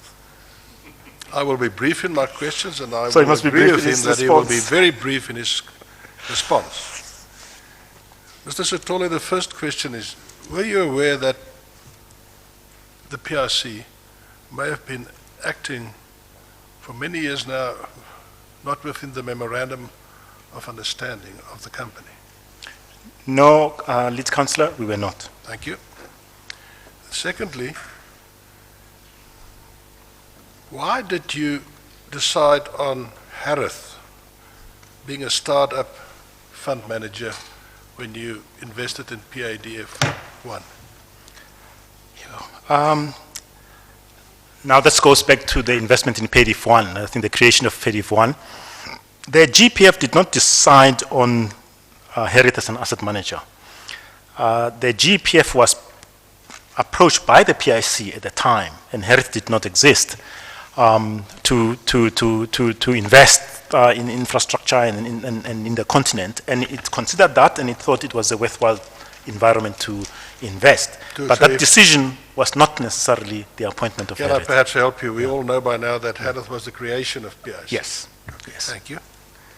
And what I don't understand is that apart from the seed money they provided for the establishment of Harith, that was repaid with interest, they since then had nothing to do with Harith. You invest directly in PIDF 1 and 2, but the PIC is paid huge dividends from this investment. Is that fair? Is it correct? Evidently, the Commissioner, it is a fact. I think that is happening, and the reason is as follows. So the GPF was asked to invest in PADIF 1 and other investors as well. And then the PIC, as you've correctly indicated, then created HERITH. And when it created HERITH, it then allowed for the investors in HERITH to have a share ownership, the investors in PADIF 1 to have share ownership in HERITH in proportion to the investment that they had made. And the strangest situation is that, of course, the GPF had put about 40% of the total outlay for PADIF 1, while all the asset investors got a proportionate share in HERITH, the GPF did not. And to this date, the PIC owns that. And I think it is a method that the GPF needs to follow, because the GPF should be treated like all the other investment and get the proportionate share of its ownership of HERITH in line with its investment in PADIF 1. Thank you. That's the point I was trying to make. I've got two more questions. Do you know anything about the Erin investment? Erin. Erin. Okay. Again, this happened before my time, but again, in terms of documents, I'm aware of the investment in Erin. And Erin originally was a company called KMAC, and then it's changed its name to Erin. So the answer is yes, I'm aware of it. And do you agree that it was a very poor investment? It's in liquidation at the moment. I totally agree that it has proved to be a better investment in hindsight. Lastly, and we stuck to the 5 minutes, thank you for that, Mr. Sithole. Thank you. You were very diplomatic in the conclusions of your statement, and I read between the lines that you don't agree that the PIC should claim all the accolades and praise for the growth of the GEPF fund. I'm a mathematician by training, so I tend to deal with facts. So I think the facts, and as I've indicated, those are the facts. So whoever claims credit for things that they claim for, they need to be able to explain with facts why. And I think what I spend time doing is to say some people can claim the accolades for what they are, but it may well be an indication of their lack of understanding of why we are where we are. Thank you, Mr. Commissioner. I've stuck to the 5 minutes. That's all my questions to Mr. Sithole. And that's appreciated. Thank you, Mr. Libber. Mr. Puckman? Mr. Chair, those are all the questions, but may I testify anecdotally?